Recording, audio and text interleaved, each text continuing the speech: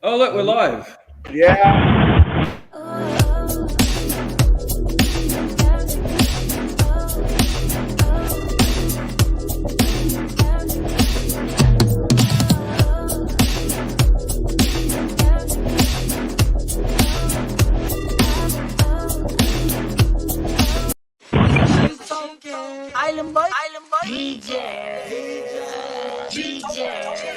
We're a little bit late, folks, but Huge Nuts is finally in the house. Yeah. Sorry, we lost a part of my RV. Oh, shit. Yeah. It like fucking completely blew off, and it's somewhere we can't even find it when we went back to the switchboard. Oh, fuck. Oh well.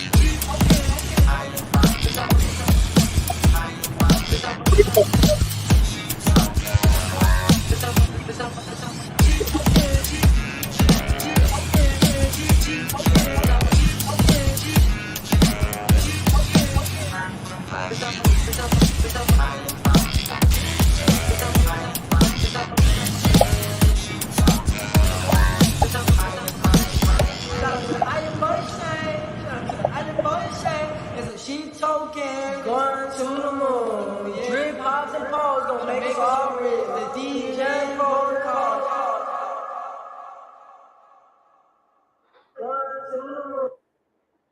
What up?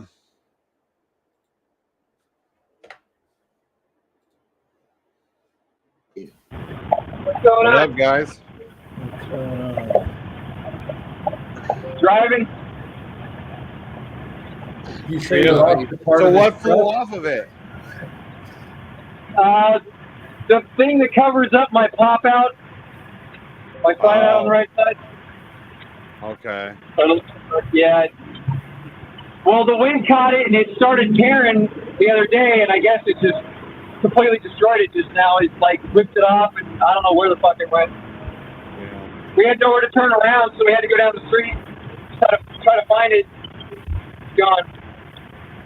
Yeah. Whoever melted crew is that's trying to get in, if you can hear me, it won't let you in because your device is not connected correctly to the internet. So where are you guys at now? Are you finally past the lake? Yeah, I've just barely passed it because we were fucking with that for a minute trying to find it. Yeah. 4X wants to join. Hey, let him on. Well, he's not in yet. That's what Daddy Warbucks just said. No. Yeah, he said he was going to try to come on the stream soon. Is he here? No. I'm going to tag Feels you. like he's coming. We got 33 people out there, so he's probably coming. Okay.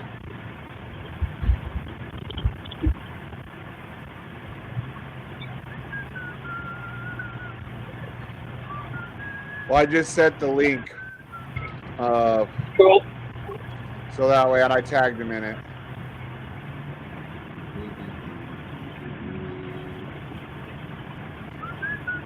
That'd be cool to have him come in. Get BT in here. Yeah. What?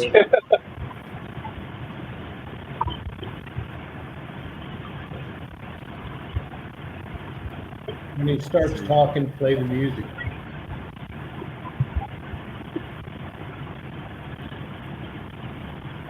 Just waiting now. Come on. So, oh, here we go, guys. What up, dude? Hey, what's up? How you Is my, been? is my audio okay and everything? Yeah. Yeah, what's up, Forrest? Cool. Oh, Not much, man. Oh, you're driving. All right. I was wondering. I sent you a DM, BlackSheep, but you asked me to come on, so I figured you wouldn't mind. But Yeah, it's all good, man. I'm going to Tahoe right now, so. that's awesome. He's coming to visit me. Woo! You're in Tahoe? Yeah. He's in Reno. So it's pretty close. Yeah. Yeah. That's awesome, man. I love traveling. I haven't been able to travel in a while, but I will be soon. You know, I own some investment properties that I'm trying to get rid of now, especially now that interest rates are higher. And that's really the last thing I want to do is dump off these last investment properties that I hold and basically get out of town. Yeah. Right. Travel, enjoy life a little. Yeah. Yeah. I haven't traveled in a long time. You know, the last time I went to Vegas was to see Chuck Liddell fight Randy Couture in their second matchup. I believe Chuck won. I think that was their second matchup. But yeah, that's the last time I've been to Vegas. It's been a while. That was actually I was in high school at the time, so that tells you know how young I was when that happened. I was still a kid. Yeah. Okay. Mm. Nice. So Yeah, that was a long time ago. yeah, Couture? yeah, definitely. Yeah. I've been a big fan though. I've been a big fan of MMA since I was a kid because you know, I got into Taekwondo when I was like 5 years old. Did that till I was 12, somewhere around 12. And then my sensei got in trouble because some girl said something inappropriate happened with him in a hotel or something like that. He ended up getting in trouble. He ended up getting acquitted of it like 4 years later. After being in prison for 4 years, the girl came out and said it wasn't true. He ended up getting let out of prison. But anyways, when that happened, I focused more on boxing, and I started boxing with you know, the local YMCA, and I did that until I finished high school essentially. So I've loved fighting, and I've loved watching fighting. I've watched maybe every single UFC event except for, you know, maybe a dozen or so. Because I watched them. I used to watch them live all the time, and then there was a period in my life where I moved in with my grandfather, and I didn't have much to do, so I went and rewatched all the old UFC cards. Like that's what I spent all day doing. So I've seen basically every UFC event. Yeah. And how I got into Bitcoin was some local guys in my area were running a sports book back you know, before when basically this was in the days when online sportsbook were a thing, but a lot of them were being operated by local organizations essentially, where they would handle the betting through the website to make it convenient. But then when it was time to get paid or pay up, you would have some dude show up at your house basically to handle it like that.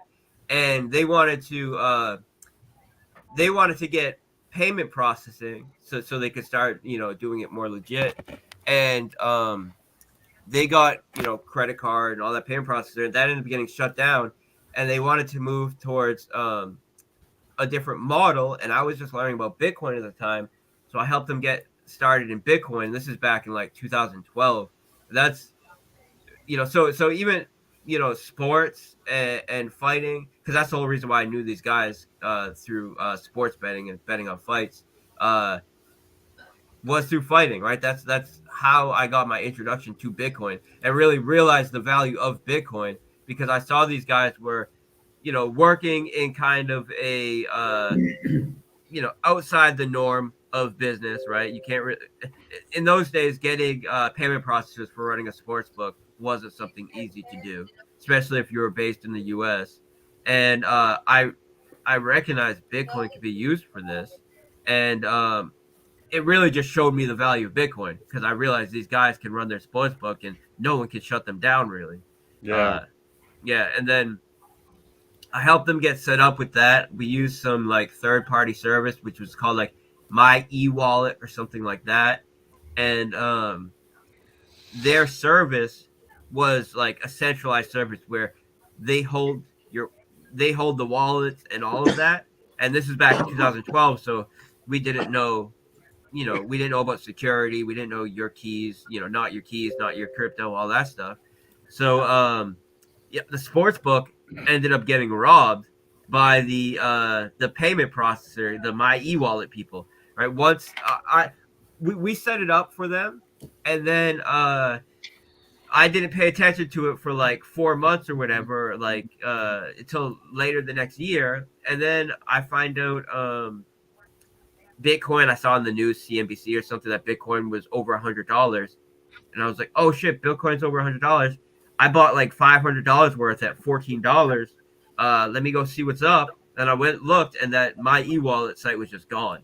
They just once, because they were holding everybody's coins, and then it was a good thing though. Like obviously, it would have been nice to hold all that Bitcoin from $14 all the way up to 65K or whatever. But if I'm gonna learn that lesson, it's better to learn that lesson, buying Bitcoin at $4 and learning that lesson in 2012 than, after you're a millionaire or something. Yeah, lose a lot more. Nice. Hey, did you ever see the show when we had Ken Shamrock on it? I did. Yeah, I commented on it. That was awesome. Yeah. Yeah, Ken's. I mean, he's a legend in the sport for sure. It's funny. Cool. I grew up in the Boston area, and I was doing Taekwondo, and Taekwondo was illegal in Boston. Any kind of contact fighting, except for boxing, was illegal in Boston. Yeah, they considered it full contact fighting, even though Taekwondo isn't full contact fighting. But that's what they use to try to stop people from doing tournaments and stuff. So we would go to Rhode Island and Connecticut to do tournaments, and at the time, Joe Rogan was the national and international Taekwondo champion, and he was based out of Boston, and he would go to these same tournaments in Rhode Island and Connecticut.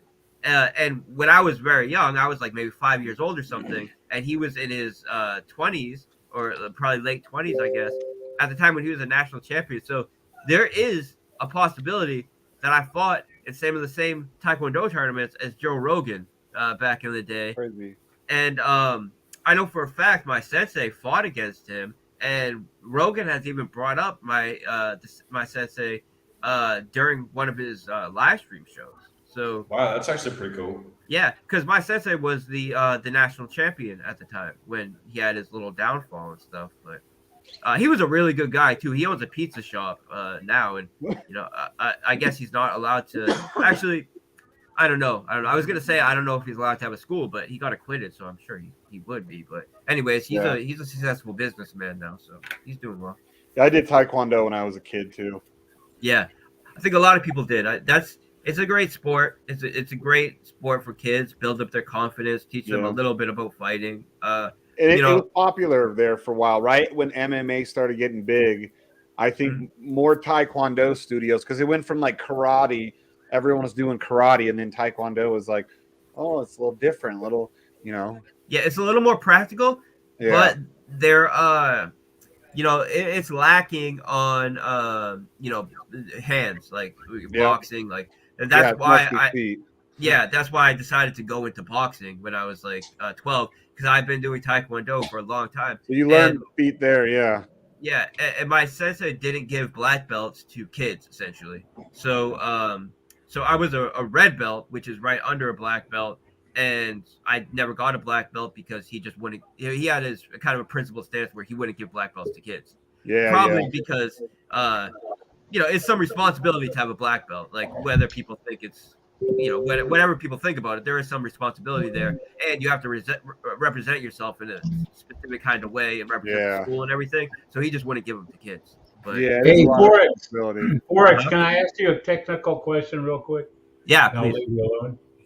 Hey, I saw somebody put something on the channel yesterday. I don't know who it was. That if we get back into reservoir, we'll increase the price of drip. Is that true? Yeah, 100%. So I put 0.2 BNB in there yesterday, and I haven't seen anything. So does it take a while for me to start earning bits? You're gonna need to put more than that, Mike. I know. Mike, listen. You were saying if everybody put money back into reservoir that's in drip, we will raise the price. Yeah, correct. So let me just explain how the reservoir works real quick, okay? Because I think it's important. So when someone deposits into the reservoir, you're depositing BNB. Half of the BNB that you deposit then gets used on the contract to buy drip from the native decks. It then takes half the B&B and half the drip, or at this point all the B&B and all the drip, and pairs it in the liquidity pool, right? The native deck's liquidity pool. And now when you're in the reservoir, you get 1% of every swap that takes place paid out to you, meaning your share. So if you own 10% of the reservoir, when someone does a swap, there's a 1% liquidity provider fee on that swap, and you'll get 10% of that fee. That fee is paid out to you, or rewards in general in the reservoir are paid out to you in B&B. So when you deposit B&B into the reservoir, half that B&B is used to buy drip, and then there's a tax scheme in the reservoir where 2% of the so there's a 10% tax when you deposit B&B. 2% of that is permanently locked in the liquidity pool. This creates a higher price floor for drip, a deeper liquidity pool for drip, and helps to create price stability. Right. There's another 3% which gets immediately distributed to people that are already in the reservoir, and the rest of the 10% goes into a vault that pays out its a percentage of its balance every day. Now, this 1% that's taken out of each swap goes into this vault, and what this means is it's a form of time-weighted liquidity provider fees. So, unlike other protocols where you are a liquidity provider, say on PancakeSwap, you provide liquidity. Now, there's a 3% fee on each transaction, and the percentage that you get paid of this 3% is dependent on the size of the liquidity pool that you make up. But it's a flat 3% fee, and that's distributed with no weighting, just a flat rate every time. With the reservoir, there's a time weighting element to it. So the longer you're a liquidity provider in the reservoir, the greater a share of this 1% swapping fee that you'll get every time. And this reward is allocated to you in drops, right? Drops are the LP tokens on the DEX. And then when you go to withdraw from the reservoir, it's going to take those drops, it's going to unpair them, giving you drip and B&B, and then it's going to sell those drip to get all B&B and then pay you out in B&B. So it's a system where you deposit B&B and you get rewards in B&B, but due to the tax system, it's always leaving some of that B&B in the liquidity pool no matter what. So when you deposit, you're helping the price, you're helping provide liquidity and stability, and then even when you withdraw, yes, it's going to cause some sell pressure on the price, but due to the tax structure, you're always leaving something in there, right? And at the end of the day, if everybody was to sell and everybody was to go out of the reservoir, there would still be a significant amount of capital in there that's locked in there forever, and that's how you have a price floor, right? And an ever increasing price floor. The more capital that goes in there, the more B&B, when all is said and done, if everybody was to remove it, gets left in there due to the tax structure, and this means a higher price floor every time. So there's a practical floor price to drip that a drip could not go under, and it's due to this these locking mechanics that are locking B&B in there. Gotcha. Mm-hmm. Hex Crystal Meth, thank you for the super chat. I don't know if Sheep saw it. He's driving. Yeah. So he said, yeah. So he said drip was his third biggest win, and congratulations for that, man. That's really big, and I'm so happy to see everybody's doing well in drip and has done well in drip. You know, I can say that I'm more positive about drip than I ever have been, and the reason for that is because the first year is the hardest year. Yeah. And the reason why I say that is because a lot of our mechanics that we have that are built in to create stability, such as the max payout, don't even start kicking in until the end of the first year.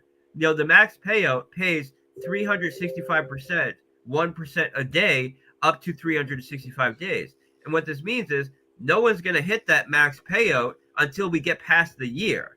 So the someone's calling me. Let me just hang up on him real quick. So the sustainability mechanisms that we put in place, some of them have been working, right? Like the tax structure and all this, but some of them have not even come into play yet because we haven't hit that first year mark. And there are a significant amount of people that bought in at the pre-sale and bought in at launch. They staked, and that's it. And at once a week, once every few weeks, some of them are even running bots to sell every day. They're just selling and they're just draining. But those people, once we hit the 22nd of this month, that's our 1 year anniversary. At that point, every single day, more people will be hitting their max payout. And the bullish thing about that is, for example, our max per person allocation for drip for the private sale was something like $40,000, and there was a significant amount of people that went in max there. So when you have, you know, when you put in $40,000, the project does 10x or 20x or whatever. That's a ton of money, and some portion of those people bought in pre-sale, bought at launch, staked, and have just been taking profit every day. And on the 22nd, they will no longer be able to do that. And every day after that, there'll be another group of people that were early buyers, all of them whales, because if you're an early buyer in drip, you're a whale. And they'll all be hitting their max payout. And that's really when the sustainability and the true functionality of the project gets to shine. So between that and the new UI that we finished, that we want to get out by next month, the new team implementation. So instead of right now with the team airdrops, the way that works is you utilize the front end to put in your address or whoever's address you want, and then some filters. And then these filters will give you a list of addresses that meet whatever restrictions you put in there that you want to filter out. Maybe it's everybody with more than 2 direct referrals or whatever the case is. Gives you a list of addresses, and then the front end calls your wallet, and you have to approve every time you send out an airdrop to someone. And it's kind of a hassle. It's kind of a pain in the ass, and it's not very efficient. So what we've done, and this will be implemented in the UI, is instead of having the front end handle all of it, we're utilizing a contract to handle it. This way, it's a combination of the front end and the contract, but currently it's just the front end doing it. And utilizing this contract allows for it to be way more smooth, because what happens is the front end gets that list of users that meet your filters, meet your criteria. You then just confirm it once. It then adds all of those addresses and the amount you want to distribute to a contract, and then in one transaction does the distribution. So it's a matter of like 3 or 4 clicks, and you do your whole airdrop instead of having to approve everybody every single time. And I know BlackSheep will like that. I know a lot of owners will like that, because it's a hassle right now. But yeah, because we airdrop, I believe, currently we have about 133, 135 people that we do. You know, and he does it on the live stream, like boom, boom. It takes him about an hour to go through and do it all. Yeah, so that's going to be way, way smoother. And so that there's a few things that we can implement in the new UI for drip. The new airdropping system, which is way more efficient. Team competitions, which is something I've wanted to do since day one, but it requires its own front end and its own dashboard. And there's a few things that I wanted to do all at once, and I've always wanted to do a new UI for drip. You know, people that know the history of drip know why we used the UI we used, because it was a proven functional dashboard that a couple projects have used, and you know, we knew it would work, so we used it. But I knew it could be better, so I've always wanted to do a new UI, and to do, like, say, these team competitions, or to improve the team airdrop system, it requires a new UI. So instead of fixing one little thing here and there, I would rather push the new UI with all of these fixes and get it all done at once. And I'm not even going to say fixes because nothing's broken. It's just improvements. Yeah. So Everything can always be improved no matter how good it is, right? I mean, yeah. and then you got a question. Hey, Forex, what are your thoughts on Wannabe Wells 422 Drip Community Event? Okay. Well, I don't know anything about that event, but if anybody is having any event celebrating Drip and celebrating the anniversary of Drip, great. I think that's an awesome thing. The reason why I've been kind of tapped out of the community for the past, say, month is because I've been hyper focused on the piggy bank and doing what we need to do to get this migration out without any capital loss and get the ball rolling, in the best way possible with that. And the majority of time hasn't been me actually doing development. It's been me making internal changes to my team to just really make everything sharper. We hired another dev just to do quality control and really just making adjustments how we set deadlines and all of this, right? Making internal changes more than development. But there was a significant amount of development that we had to do as well. So I just been hyper focused on that. So there are a few things that were on the table with Drip that I put on the sideline so I could hyper focus on that, which are right back on the table. And for example, one of those is a fiat on ramp. So I had applied to a service that does fiat on ramps for DeFi, and they're servicing several companies that are smaller than us, and don't have as much to provide as we have. And I had filed some applications with these companies, and as soon as we get launched, as soon as Piggy Bank gets launched on Thursday, then I can stop hyper focusing on that and then go to just promoting and marketing Drip, promoting and marketing Animal Farm, and starting to pick up some of these things that were on the sidelines that I haven't been able to give attention to. So as far as that specific event, uh, due to the fact that I've been hyper focusing on Piggy Bank, I was not aware of that event, but I'm of course extremely supportive to anybody that has these kind of events, and I wanted to plan something myself for the anniversary of Drip because there's a few things that I know we can do that would be cool and that people would like. So I'm gonna have to look into what they're doing. I'm gonna have to look into what other people are doing, and I'll be making some kind of announcement about something we can do as well to celebrate it. So it is on my mind. It's just that we're 3 days away from something major that I'm just like my full focus is on. Well, like I know, like I got into it the first day. I got into it late though, in the day after they'd already built the chain and stuff. But like for over a year now, we've been talking with you like this, and there's not many devs that we talk to for a year, and then in a year when we're talking to them, we're talking about the same thing, Yeah. Oh, there you go. So I was just I agree, and I appreciate that you noticed that. And I could say that we're having a raise coming up in the Reap DAO, and the Reap token is like 2 years old, maybe older than 2 years. I don't know. It's the original deflationary reflective reward token. So there's all of these meme tokens that are out there that like what is it called? Moon, Safe Moon, and these various projects that are essentially um derivative forks of REAP, which was the original deflationary reflective reward token.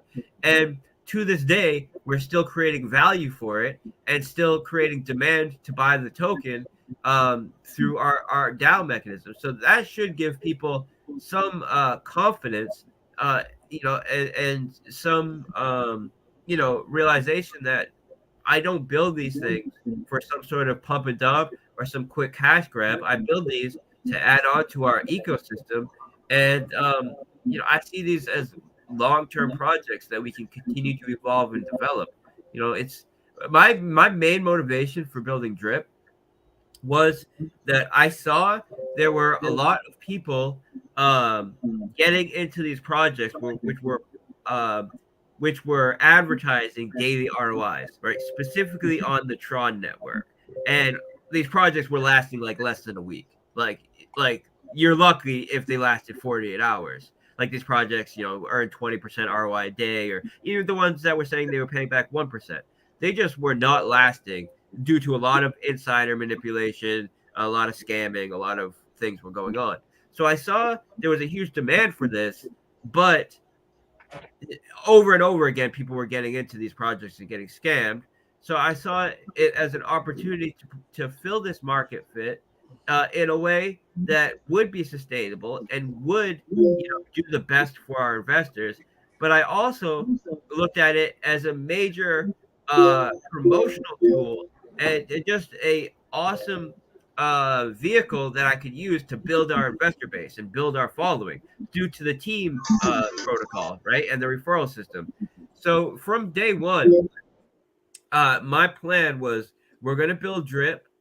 We're going to use Drip as a vehicle to create a huge investor base, and then we're going to start providing utility to Drip, and we're going to use it as a vehicle to bring really, products that have real fundamental value to the ecosystem.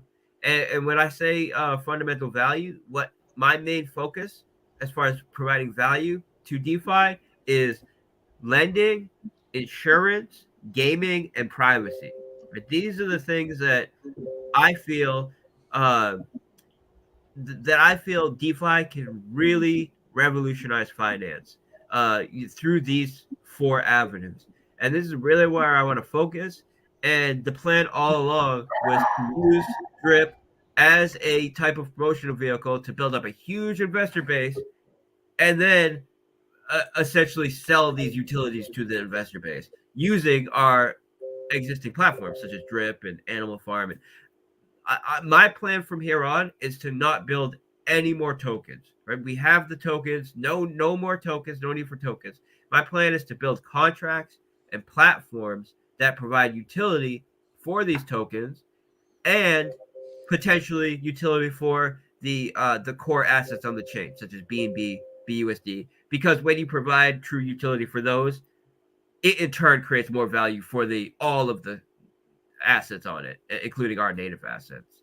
So Hey, Forex, one more question on that when you the 48 hours when you open back up, you get a bonus. Can you explain that one more time? yeah, sure. So let me just explain the whole thing, right? So when we're doing this migration process, what we're doing is we're looking at the amount of LP tokens that every user deposited. We're looking at it in the order that they deposited, and we're looking at the amount of LP that they withdrew from the system. So we're not using any kind of arbitrary picking and choosing about who gets blacklisted, who doesn't get blacklisted, etc. And we don't need to do that because when we implement a model that accounts for the amount of LPs that were deposited minus the LPs that were withdrawn, that excludes the botters, and it only excludes the people that were attempting to exploit and drain the system. Right. So this is how we're doing it, and essentially we are taking the so with Drip Garden and with Piggy Bank, we came up with an innovative way to do the initial pricing for the assets when you initially deposit onto the platform. The way that, for example, BNB Miner or Shrimp Farmer or any of these projects were doing it was by having the developer or some insider deposit the first BNB into the contract. When they deposit that first BNB into the contract, regardless of how much BNB they deposit or BUSD or whatever the asset they're depositing, regardless of how much they deposit, they always get 50% of the piglets if it was animal piggy bank, or miners if it's BNB miner. They always get 50% of the miners in BNB miner, for example. Now, and then the amount of BNB that they deposited uh, is what sets the price that the next user that buys has to pay on it. and then depending on how much they deposit, there's some price impact, and a regular DEX type of mechanism is used to determine the pricing.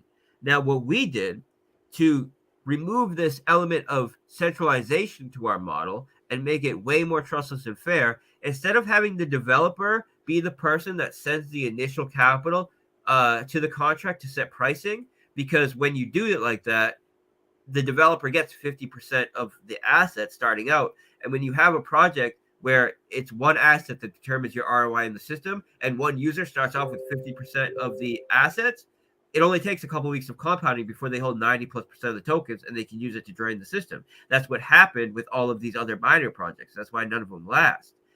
We came up with a mechanism that allows us to trick the contract into thinking we made a deposit, and then how do you say it?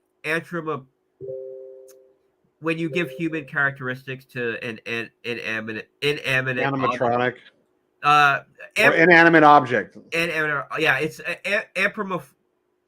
I'm not. I can think of the word in my head, but I'm not saying it right.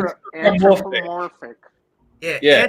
Anthropomorphizing, I guess, the contract. I'm kind of doing that when I say we're tricking the contract. Of course, we're not tricking the contract. The contract cannot be tricked. It's not some, it doesn't have expectations. But anyways, just to make it simple, we're kind of tricking the contract into thinking we made an initial deposit, and this sets the price based on, this sets the price based on what we trick it into thinking we deposit. And then the initial person that does the real deposit now pays this price for the first tokens. And what this means is there's no insider that is getting 50% of the assets initially, right? So we do this by choosing what we call a seed amount. And the seed amount is essentially what the contract was tricked into thinking the starting liquidity was. And this sets the price for the asset, the starting price for the asset. And then as people buy and sell after that, it adjusts the price based on this initial starting price, which was decided by the seed amount that we're tricking the contract into thinking. Now, because we have the ability to do this, what we can do is adjust this seed amount in the first 48 hours, effectively allowing the users that get in the first 48 hours to get a 20% better price, right, in a vacuum relative to people that would be buying after the 48 hours. So and when I say that, of course, you have to account for price impact and all of these things, but effectively, it's the same as having a 20% less BNB in the liquidity pool, for example. So if you start off buying an asset with 20% less BNB in the contract, you're going to get 20% more tokens for the BNB that you deposit into that contract. And it will be like that until it's readjusted. And so we can readjust it back up 20%. And now everybody that buys after it's been readjusted is now paying a 20% higher price. So the way that we're doing the distribution is by taking a starting seed amount, which is significantly higher than we did in the initial launch.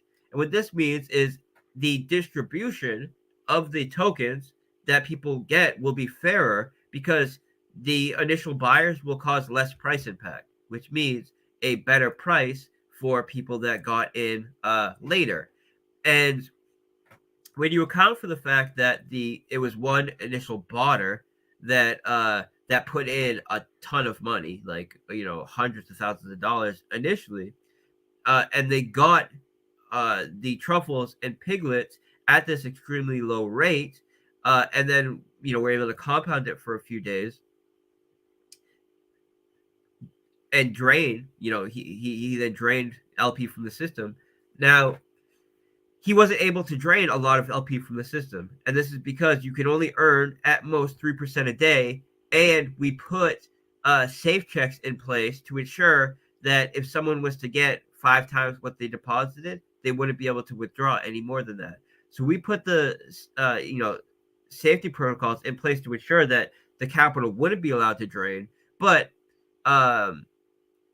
of course, he was able to drain more than the majority of people because he sniped it at first. So when we choose what the new distribution will be, we've taken the amount of LP that an individual wallet deposited minus what they withdrew, and this is what they'll be credited with in the new system. And since the botter sniped and then withdrew LPs from the system, he will have nothing to be credited when we do the new distribution.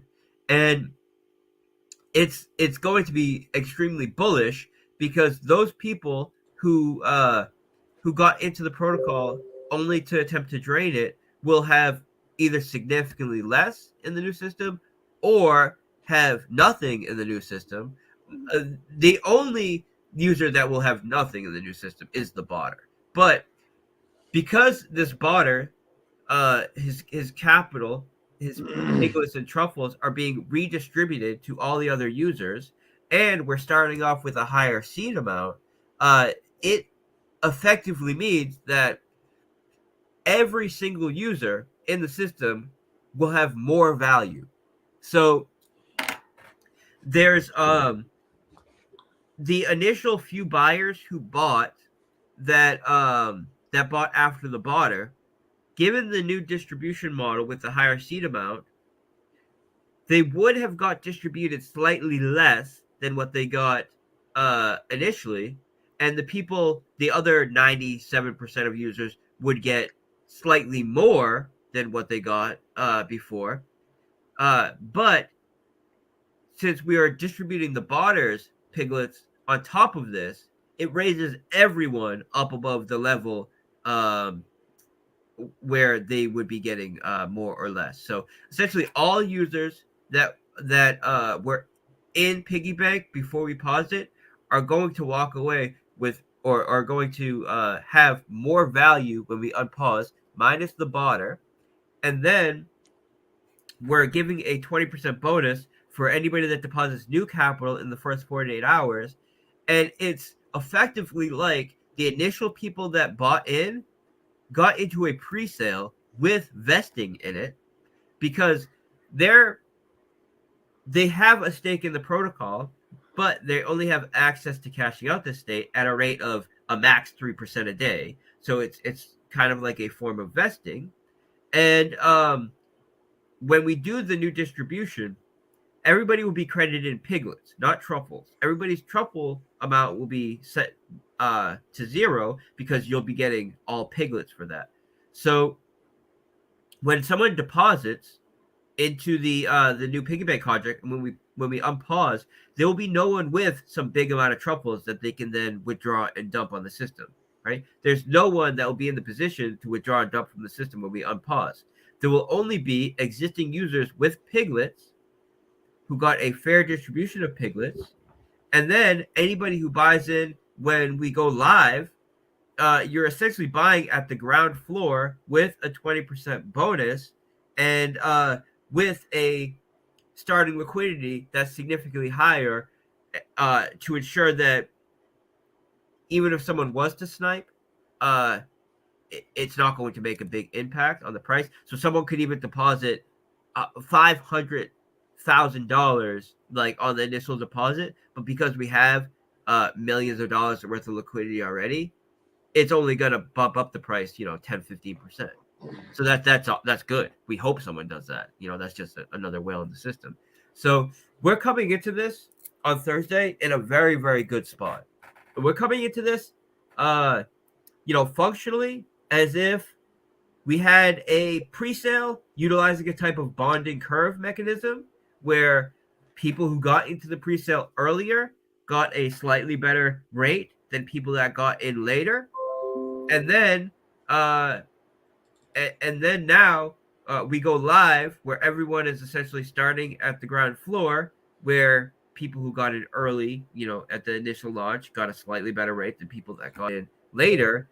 But when we unpause, everybody's starting at the ground floor, meaning there's no accumulated truffles there, so no one can just withdraw.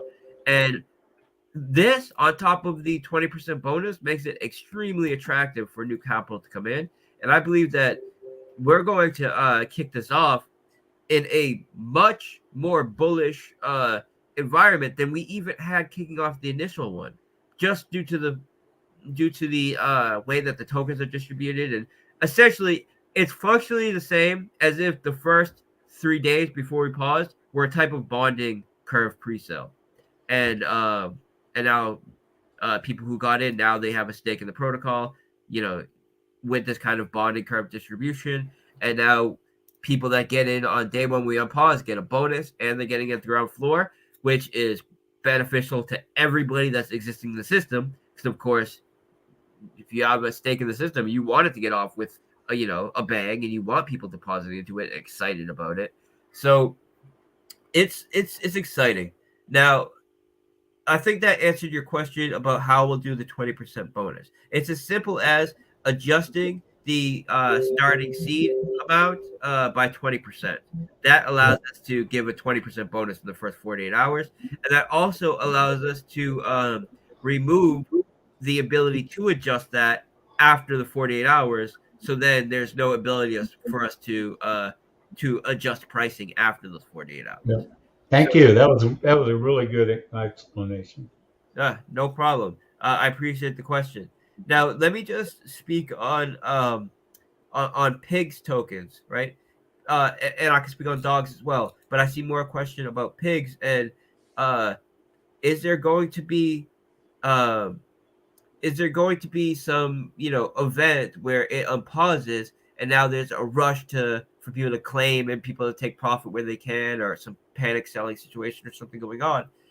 And the answer to this is no, because the way that we're doing the crediting of the pig tokens is by crediting the holders in the contracts where those tokens were when we paused the contract. So if you had your pig BUSD LP tokens in the piggy bank when we paused it, in order to get credited in V2, you would have had to claim what you can claim as far as the LPs out of piggy bank and send them to the credit contract. But when we go live on Thursday, the LPs that you get credited with will be in the piggy bank contract if that's where they were before. And the reality is that 82% of all pig tokens are locked in the piggy bank liquidity pool, right? Another 15%, give or take a percent or two, are in the pigpen contract, which also has a time locking element. So this means that there's only 3 or 4% of pig tokens that will even be in circulation when we unpause, that would even be able to affect the market. Then on top of this, there were some people who didn't send the pig tokens into the credit contract. So that's going to remove some very small amount of pigs from circulation that otherwise would be able to affect the market. And then, due to the opportunity that we're giving people to both get into the pig pen and the piggy bank at launch and get that bonus, and even on the pig pen, there's going to be a bit of a bonus payout, right? An immediate bonus payout if you get into the pig pen. This incentivizes the 3 or 4 pigs that will be in circulation to get in one of our contracts with it, to get more benefit rather than selling it or whatever. It will act as a type of vacuum or magnet to just suck up those little piggies that are not in contracts already. So when I say the pig pen will have some immediate benefit, what I'm referring to there is this whole time there's been capital on the animal farm earning yield in the form of cake through our back-end collateral hypothecation. This has earned millions of dollars between what we had earned before that I haven't implemented it into back into the system yet, either through buybacks or pigpen injections, and what we've earned while this has been paused. Millions of dollars, right? Worth of capital in the form of cake and BUSD. We're going to take the vast majority of this capital and inject it into the pig pen. So this is going to be millions of dollars injected into the pig pen very shortly after the unpausing. And the reason why I prefer to inject it into the pig pen rather than just a buyback is because we have such a deep liquidity pool, right? We have like $30+ million worth of liquidity.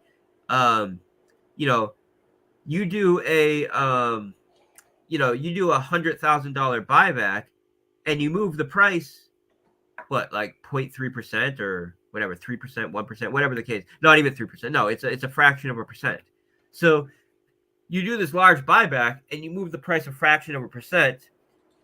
There really isn't, and the little bit that you do move it just gives an opportunity for someone that's holding just to sell the buyback and sell the buyback. Whereas you inject it into the pig pen, you get way more value for it because now this is capital that is incentivizing people to take pigs that they otherwise would sell and lock it up into the pig pen, and then pays out those BUSD rewards in a controlled fashion.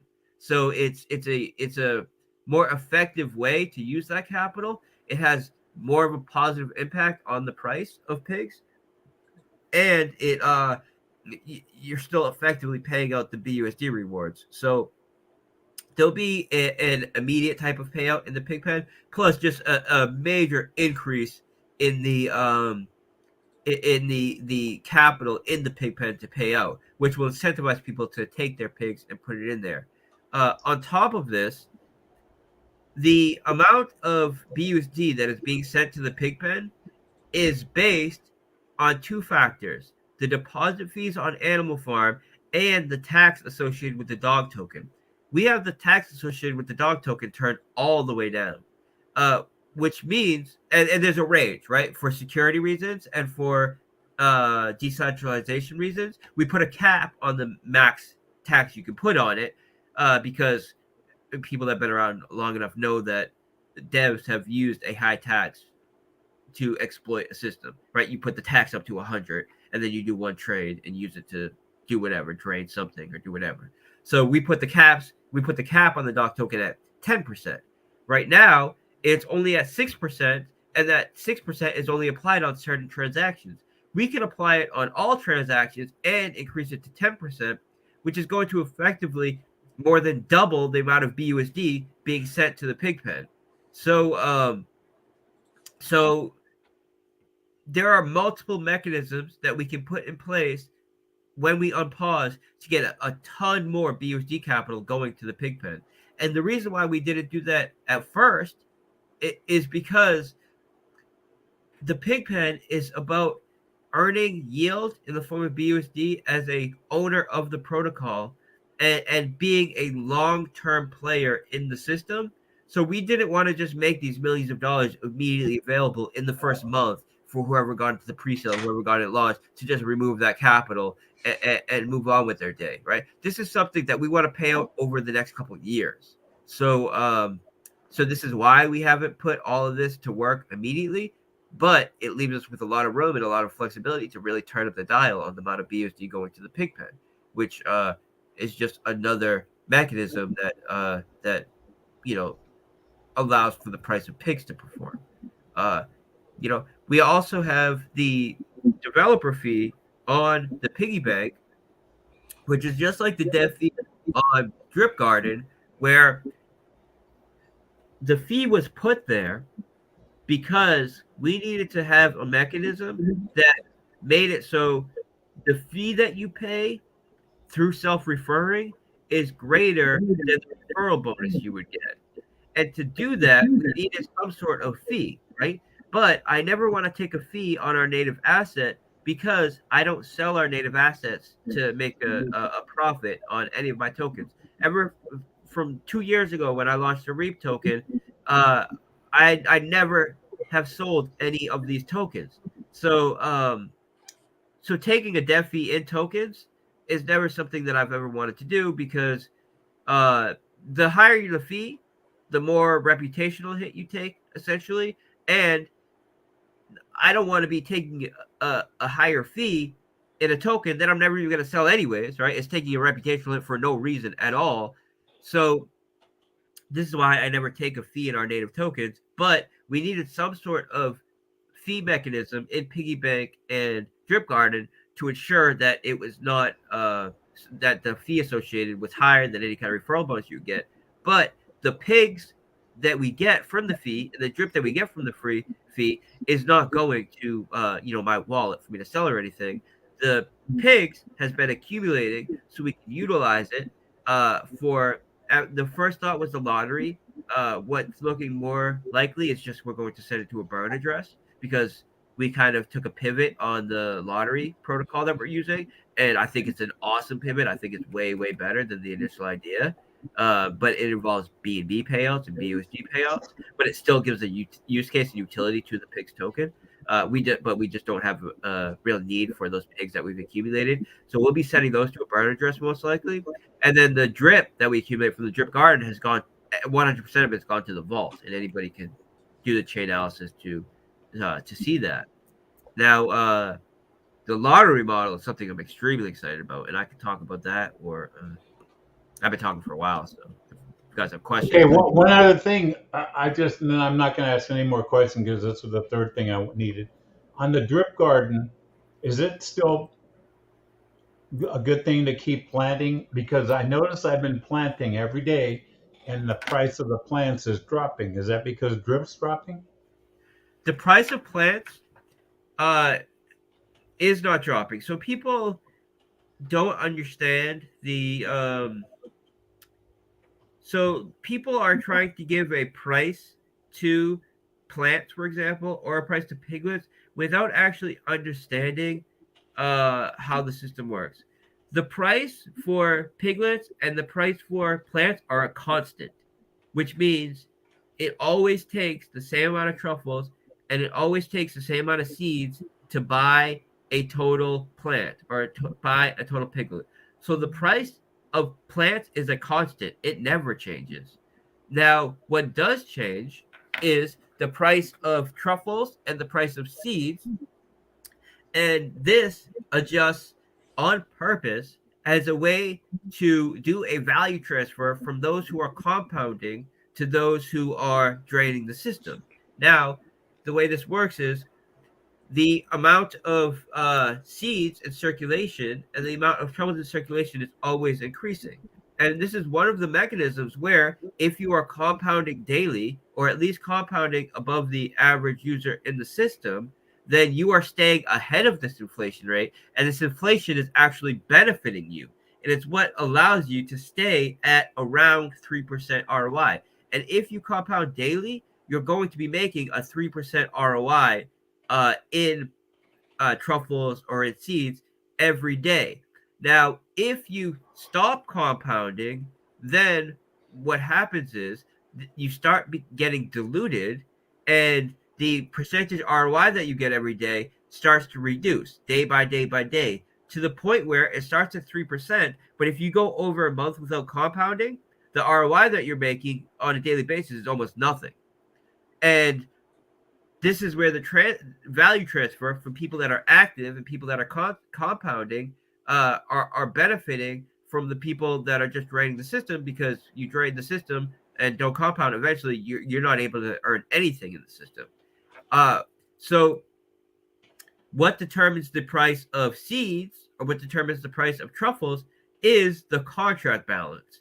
Now, well, two things: the contract balance, and since the contract balance is LPs, the price of the asset, either it's pigs or drip, right? So we've seen that unlike all these other protocols that have had some sort of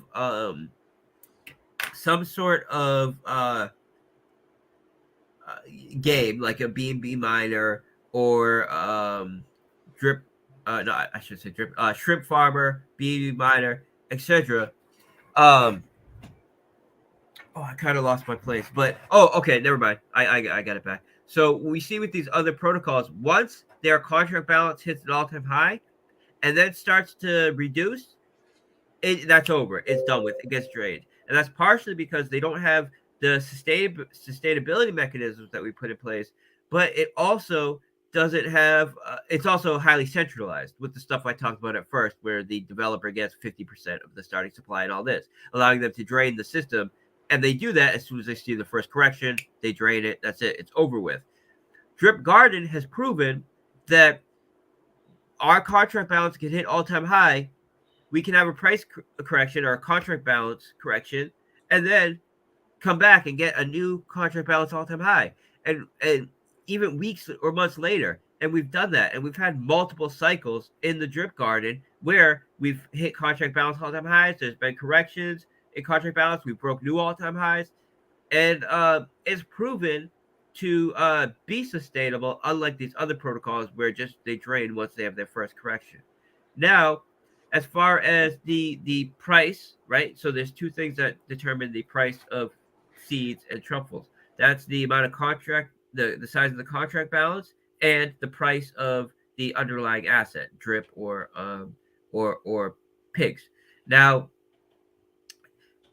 since it's paying out an ROI based on your deposit through this type of high risk mechanism, it becomes a leverage type mechanism where if you have price performance in drip, positive price performance in drip, this is then leveraged in the Drip Garden, and you see that benefit to a greater degree. And now if you have a price correction in drip, that is then leveraged, and you see that correction to a greater degree.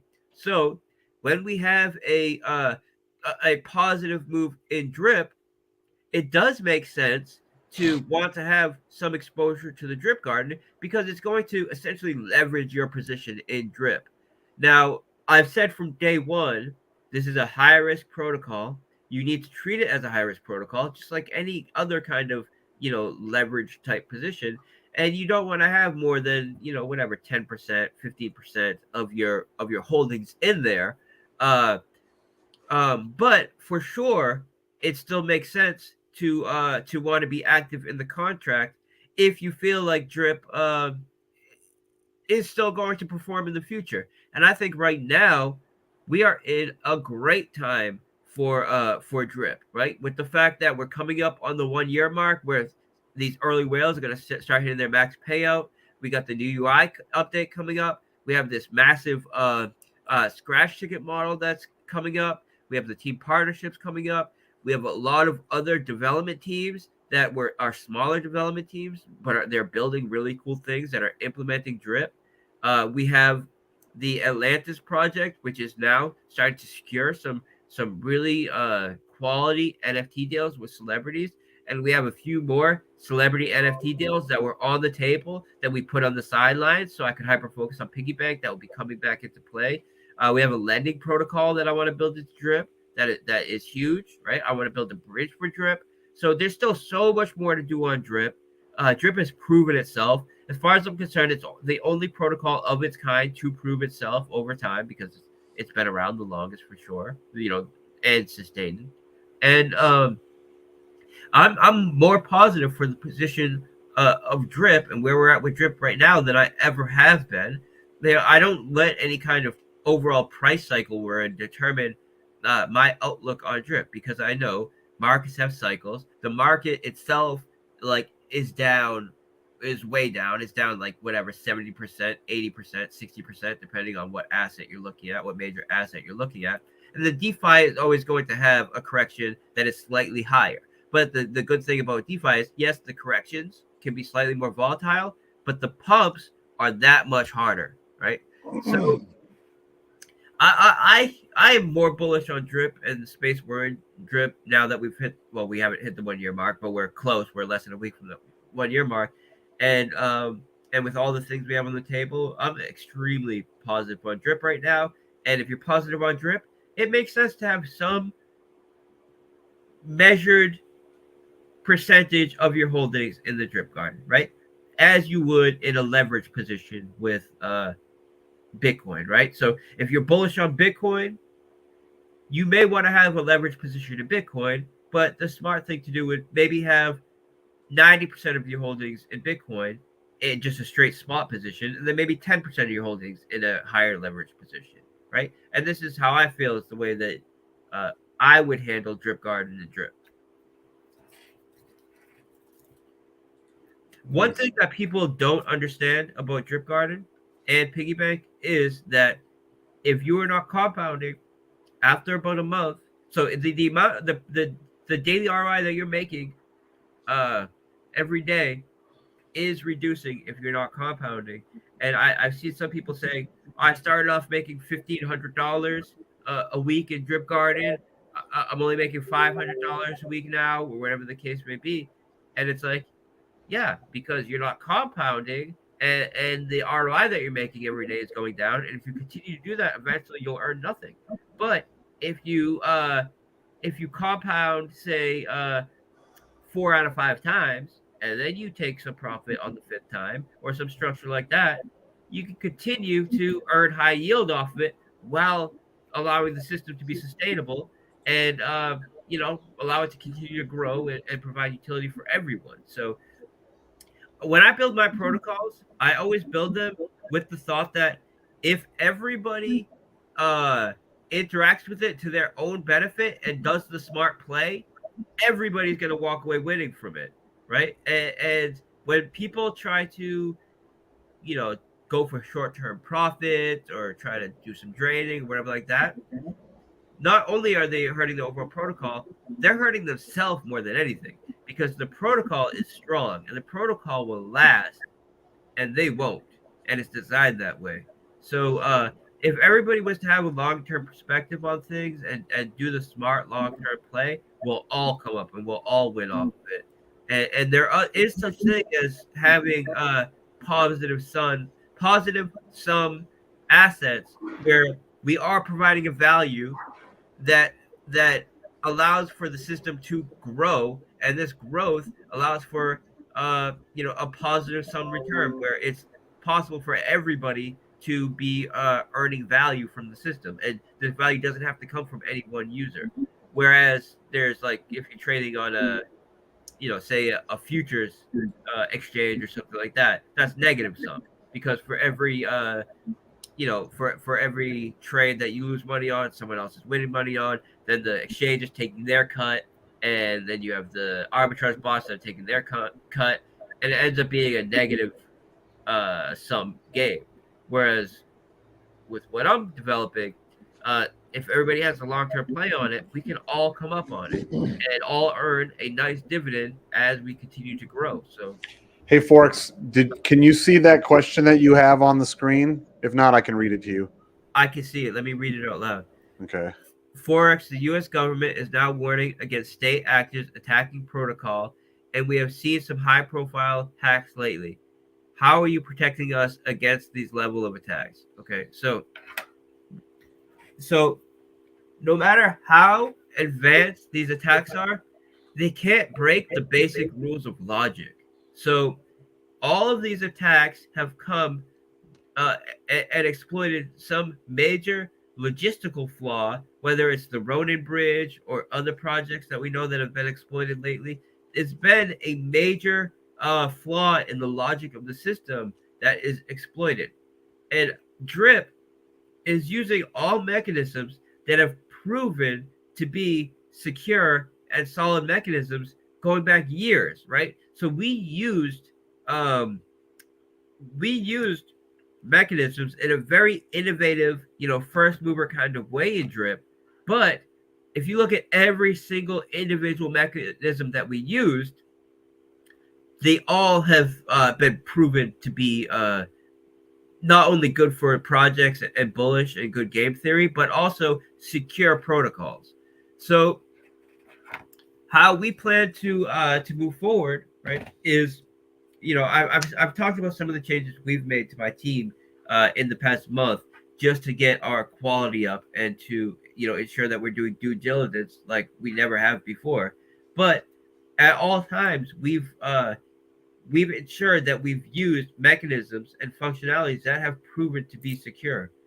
We're not calling any kind of single oracle for pricing. Literally, for something like Drip to fail, it would take the failing of the network as a whole, right? The whole Binance Smart Chain would need to fail for something like Drip to be exploited, which with all risks, with all investments, there is some risk there, and with DeFi, there's this technical risk, but we're grounded in, uh, you know, strong fundamental logic, right? And all of my protocols are. Now, some of the changes we've made recently are I hired an additional dev who is on board strictly to do quality control. His job is to watch over our shoulders at all times.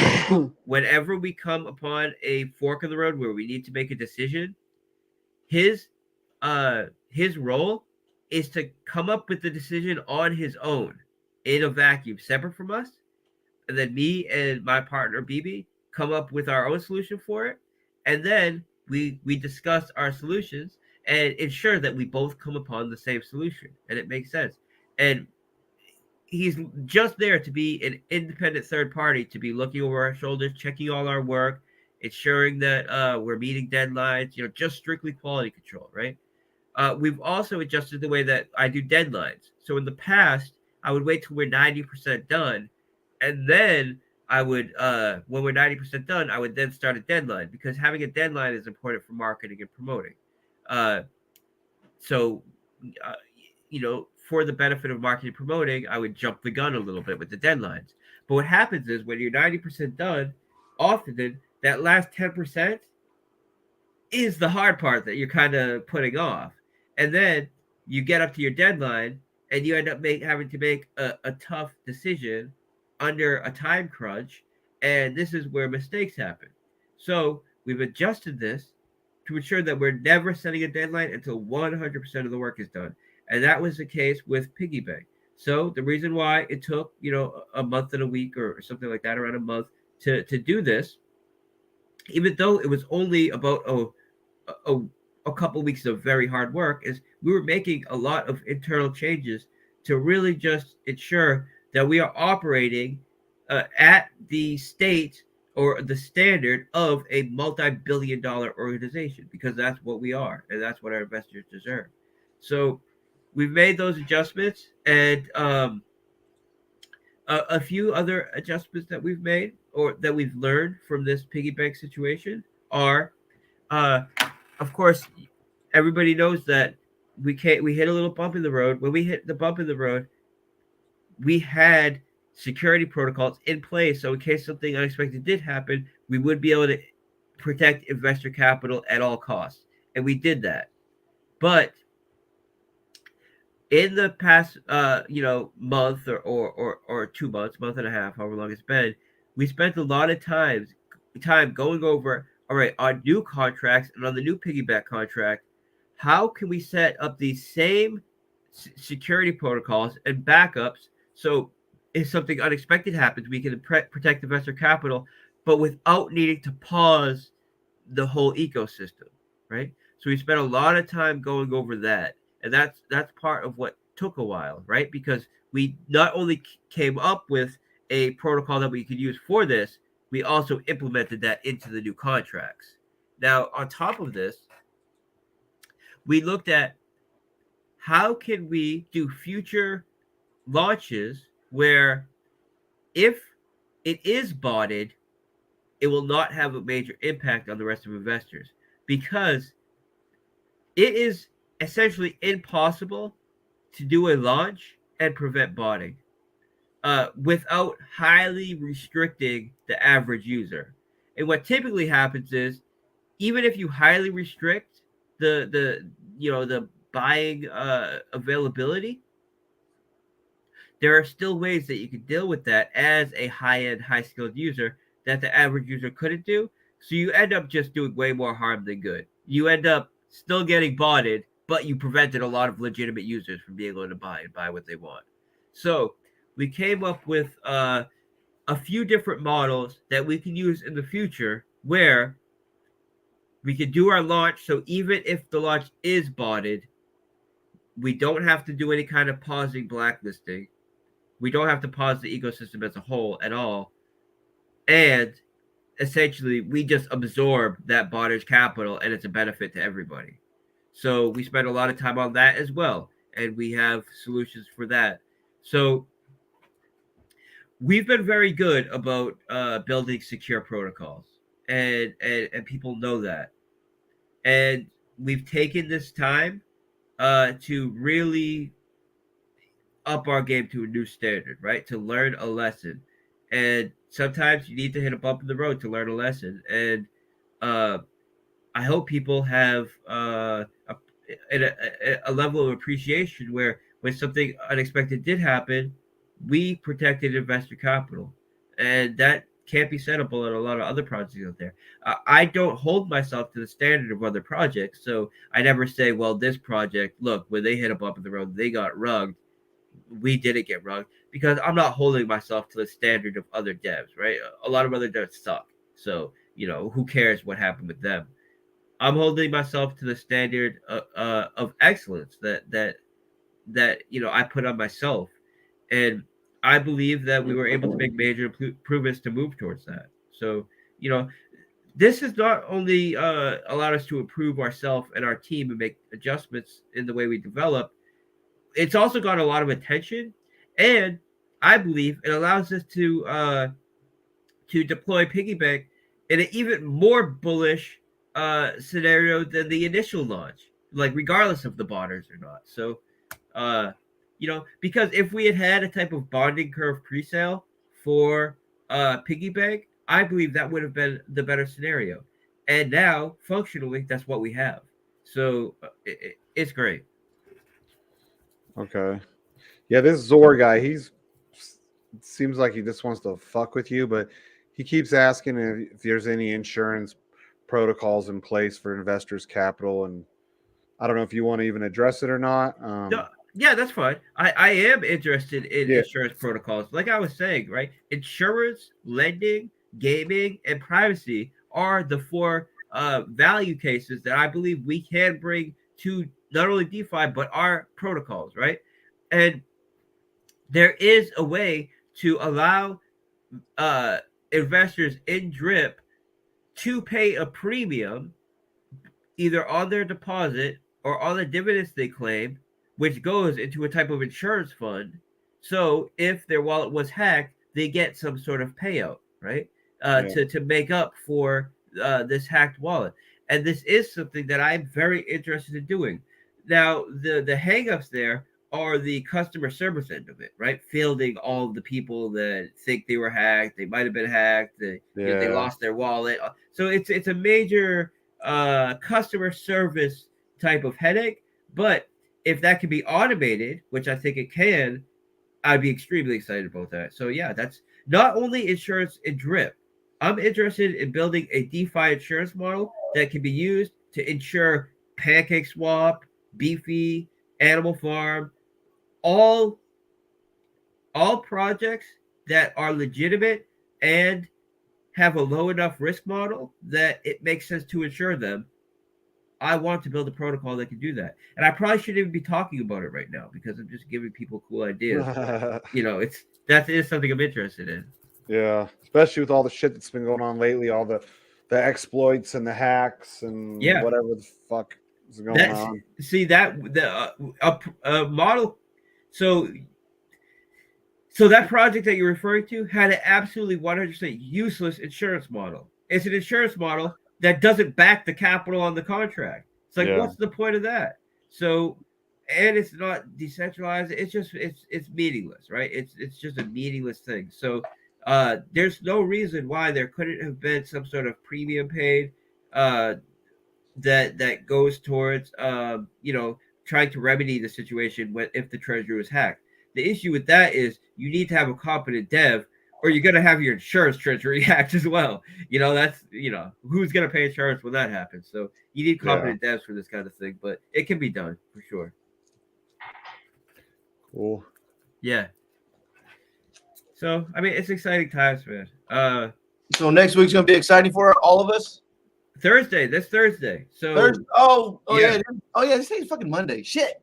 Yep. I keep thinking today's last week. So I have some big interviews coming up, right? I have a guy called Jake. I can't remember his last name. I can look at it, but he's a big YouTuber. He has like 40,000 subs. I have Juba Gems coming up. He has like 1.5 million subs. I have a handful. There's another YouTuber that is just, I'm pretty bad with names, but he has a lot. He has hundreds of thousands of subs. An interview coming up. I have an interview with 3D Crypto Mischief. So there's a lot of promotion that's coming up. We have DeFi Calendar. We'll be putting up the new launch date. We'll get some ads up. So, you know, people that know me, and I've made this kind of comparison before.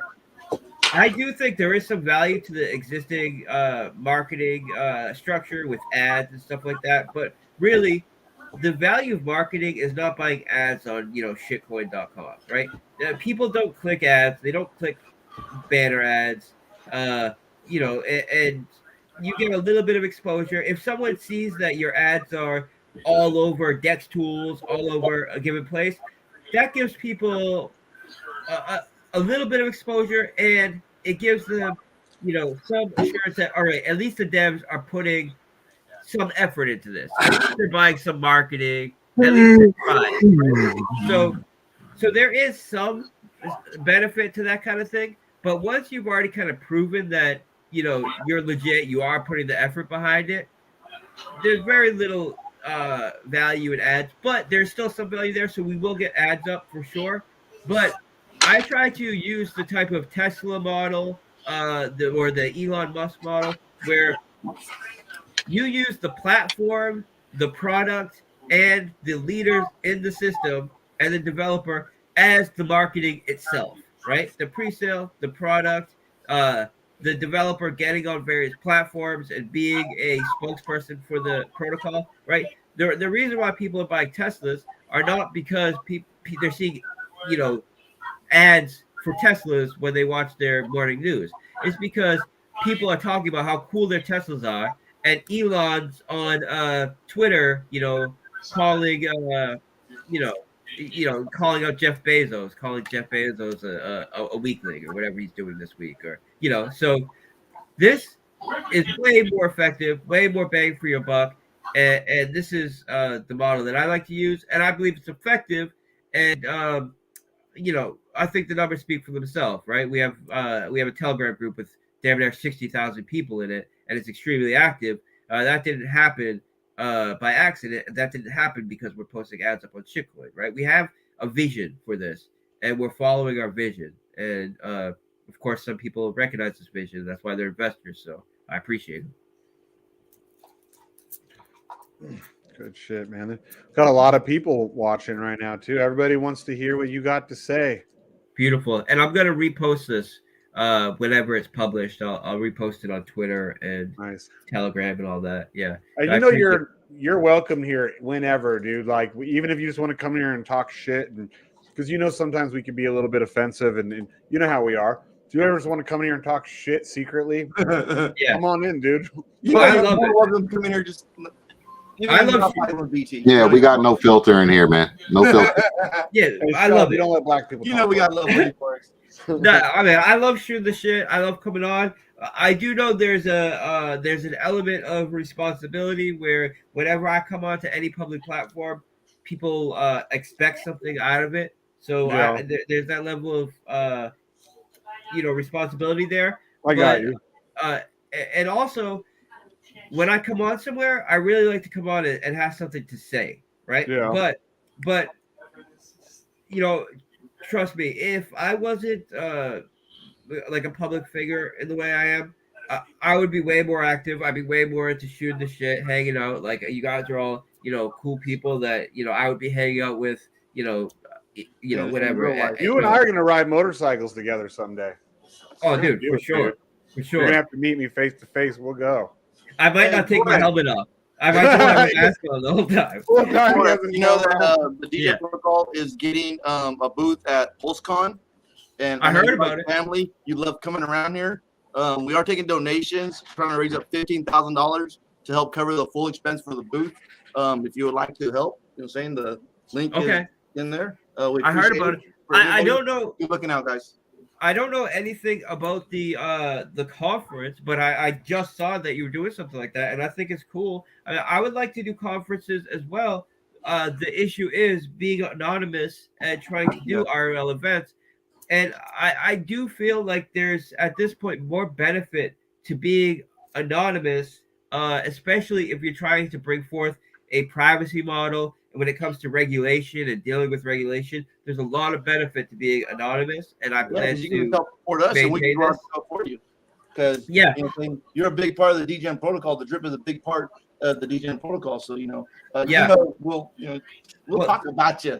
That's what I was kind of getting to, right? As in, you know, whether I can actually go to these events or not is one thing, but you know, being able to support these events and you know, supporting people in our community having these events, that's for sure something I'm definitely interested in, and maybe even showing up and just no one knowing who I am. I'm just another person walking around. Yeah, that's what I was gonna say. You just show up. Maybe you might tell me or Sheep, "Hey, dude, what's up?" And You I'd didn't recognize know your and voice it's and hey, be I like, shook your hand. "Woo!" Like, what? Like, yeah, I shook your hand. Didn't even know it. Yeah, you know, I recommend you keep your anonymity intact, Forex, because unfortunately, we have haters that are so petty they attack, you know, the leaders of, say, a platform's sister's job or some shit like that. Wow. You know, really petty, just pathetic individuals. Hey, that- Forex. So, where can people find more information about your Reap DAO?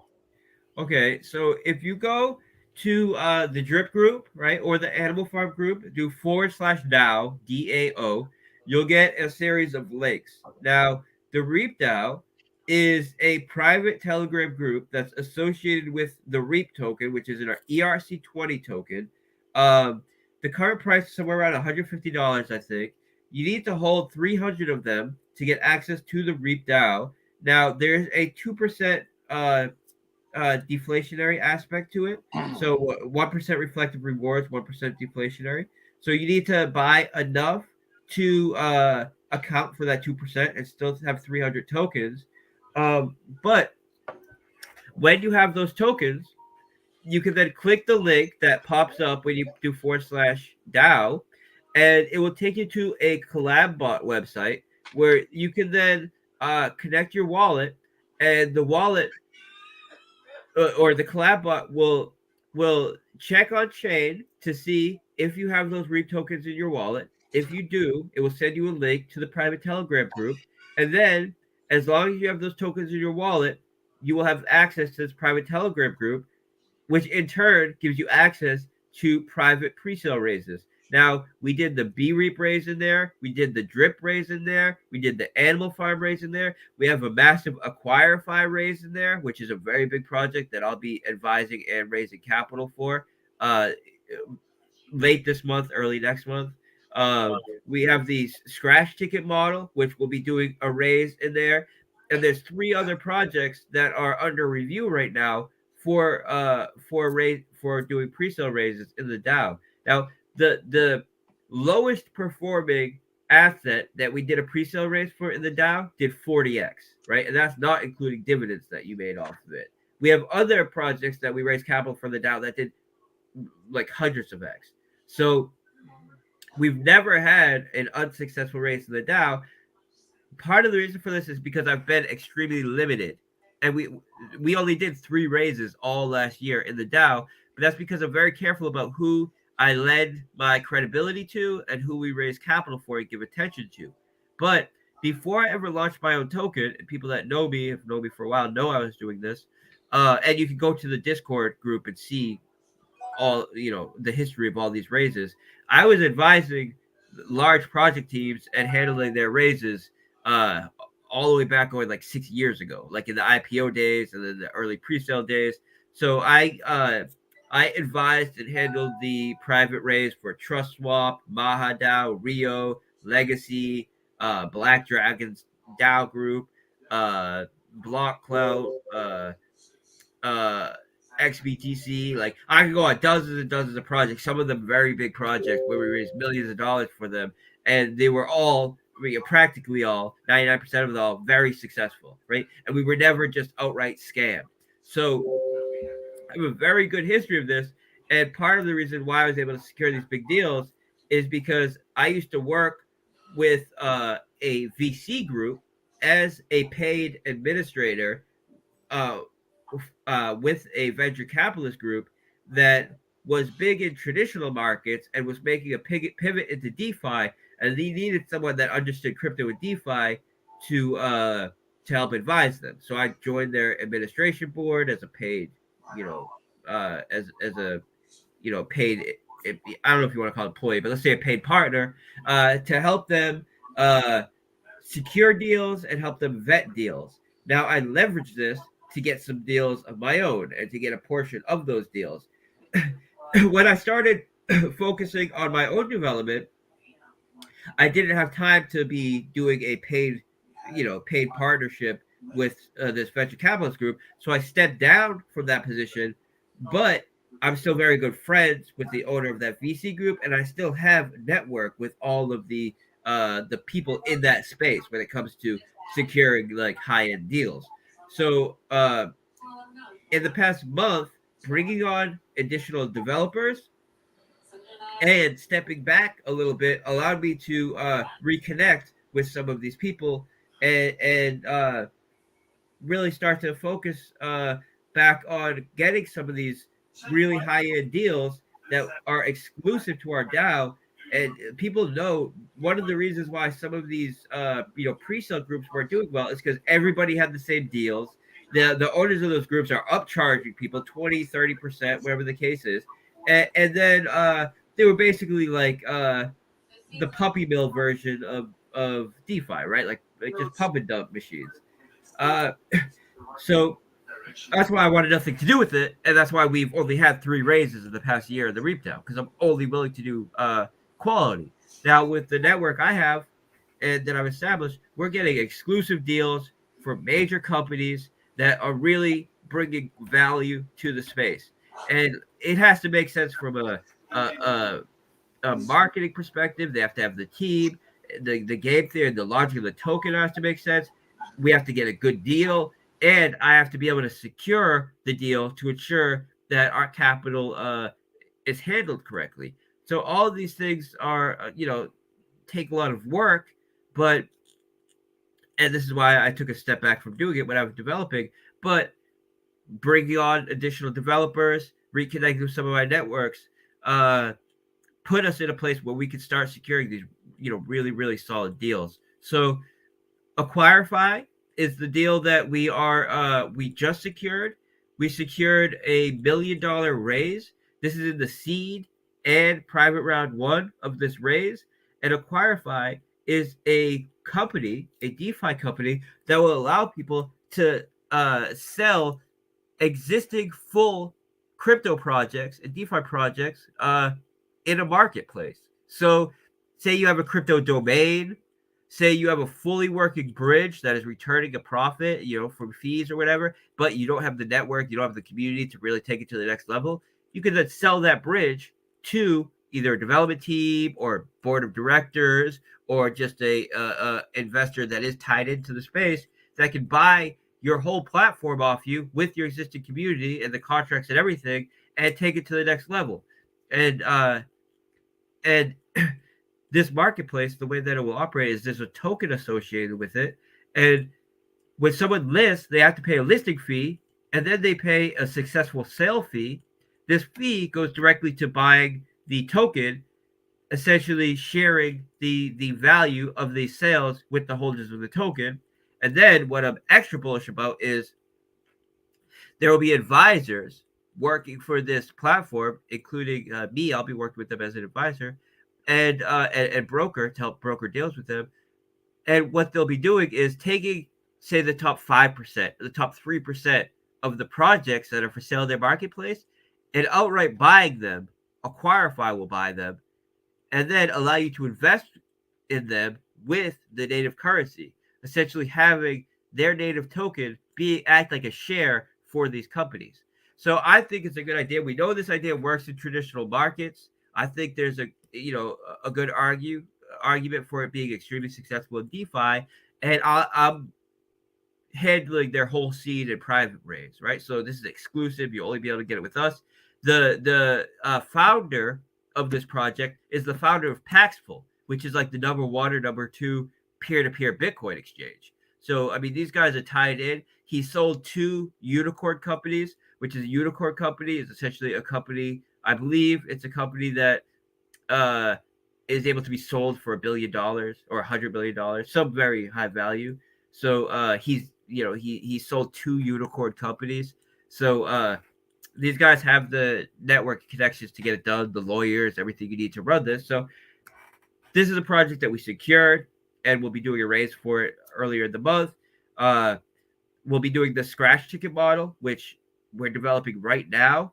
We'll be doing a pre-sale for that in the DAO group, exclusive to our DAO group. And there's several other projects that are in review right now that people in the DAO group are reviewing to determine whether we're going to do their raises or not. On top of this, we use the DAO group as a type of information share group where we're talking to each other about because I'm very careful what I say publicly and who I lend credibility to, and like we don't allow people to talk about other projects in our project groups, right? Or shill or do anything like that. The DAO is a place where people can talk about other investments they're interested in and share information about it with a group of essentially whales, because it costs like, $40,000, $45,000 to even buy enough REAP to get in. So these are people that are millionaires, that are tied in, that know what they're doing, and we're all in there sharing information with each other about what we're trading, all that. So that in itself has a lot of value as well. Now we're going to be doing after we get a couple of these third-party raises under our belt, I'll be doing a second tier to the DAO, because right now we have a few hundred members, and that's due to the price. Now, as I said, the allocations that we do per person are huge. So, like for the drip private pre-sale raise, the cap was like $30,000 or $40,000 per person, right? So we really, you're getting your bang for the buck when you get to the DAO. But we want to have a second tier that will allow people that have less money to still get access to these deals, but just smaller allocations. So, for example, say the REAP token, it costs $50,000 to buy enough REAP tokens to join the DAO, the tier 1 of the DAO. We'll have a tier 2 of the DAO where, say, you only pay $5,000, but this gives you access to the DAO now, and instead of the allocations being $30,000 per person allocation, it'll be a $3,000 per allocation. So we'll scale like that. And this is how we're going to get a lot more people to join the DAO. We'll build a website for the DAO. That helps just secure deals as well and make people more interested in it. So I'm ready to take this down to the next level as well. That's something I'm extremely excited about. And that's something that is something that we can continue to make profits from without needing to like launch new tokens or anything like that. That's just, deal flow. And that'll be great. So if you're interested in the REAP DAO, go in Animal Farm or Drip Group /DAO. You'll get the links you need. And if you have 300 REAP, you get access to tier 1, which is exclusive. It will always be exclusive. It will always be limited to the amount of members in there just due to the price restrictions. And it's great. And then the way we'll handle the tier 2 is through the sale of NFTs. So we'll do a batch of, say, 1,000 NFTs. That way we can limit the amount of people that are in tier 2. That way it's still extremely exclusive. And the NFTs will be sold in Drip, Dog, and Pigs. And this gives value to the dog and pig tokens, right? Because you'll be able to buy the NFTs with these tokens. And then each NFT will represent a spot in the DAO. And this not only provides a spot in the DAO where people can get value from that, since it's a limited batch of NFTs and there's demand for the DAO, people will then be able to flip those NFTs for profit as well. So the NFT in itself is an investment. So it's an all-around win for existing asset holders, for people that want to be part of the deals, for people that will buy the NFTs. For tier 1 members, it's a win because more people in the DAO means we'll be able to secure more deals, better deals, get more attention. The price of REAP will go up. So it's a win-win for everybody. Extremely excited about. And I would say, apart from that, the one thing that I haven't really touched on, which I think we should touch on, is probably the scratch ticket model. That's something that's just huge.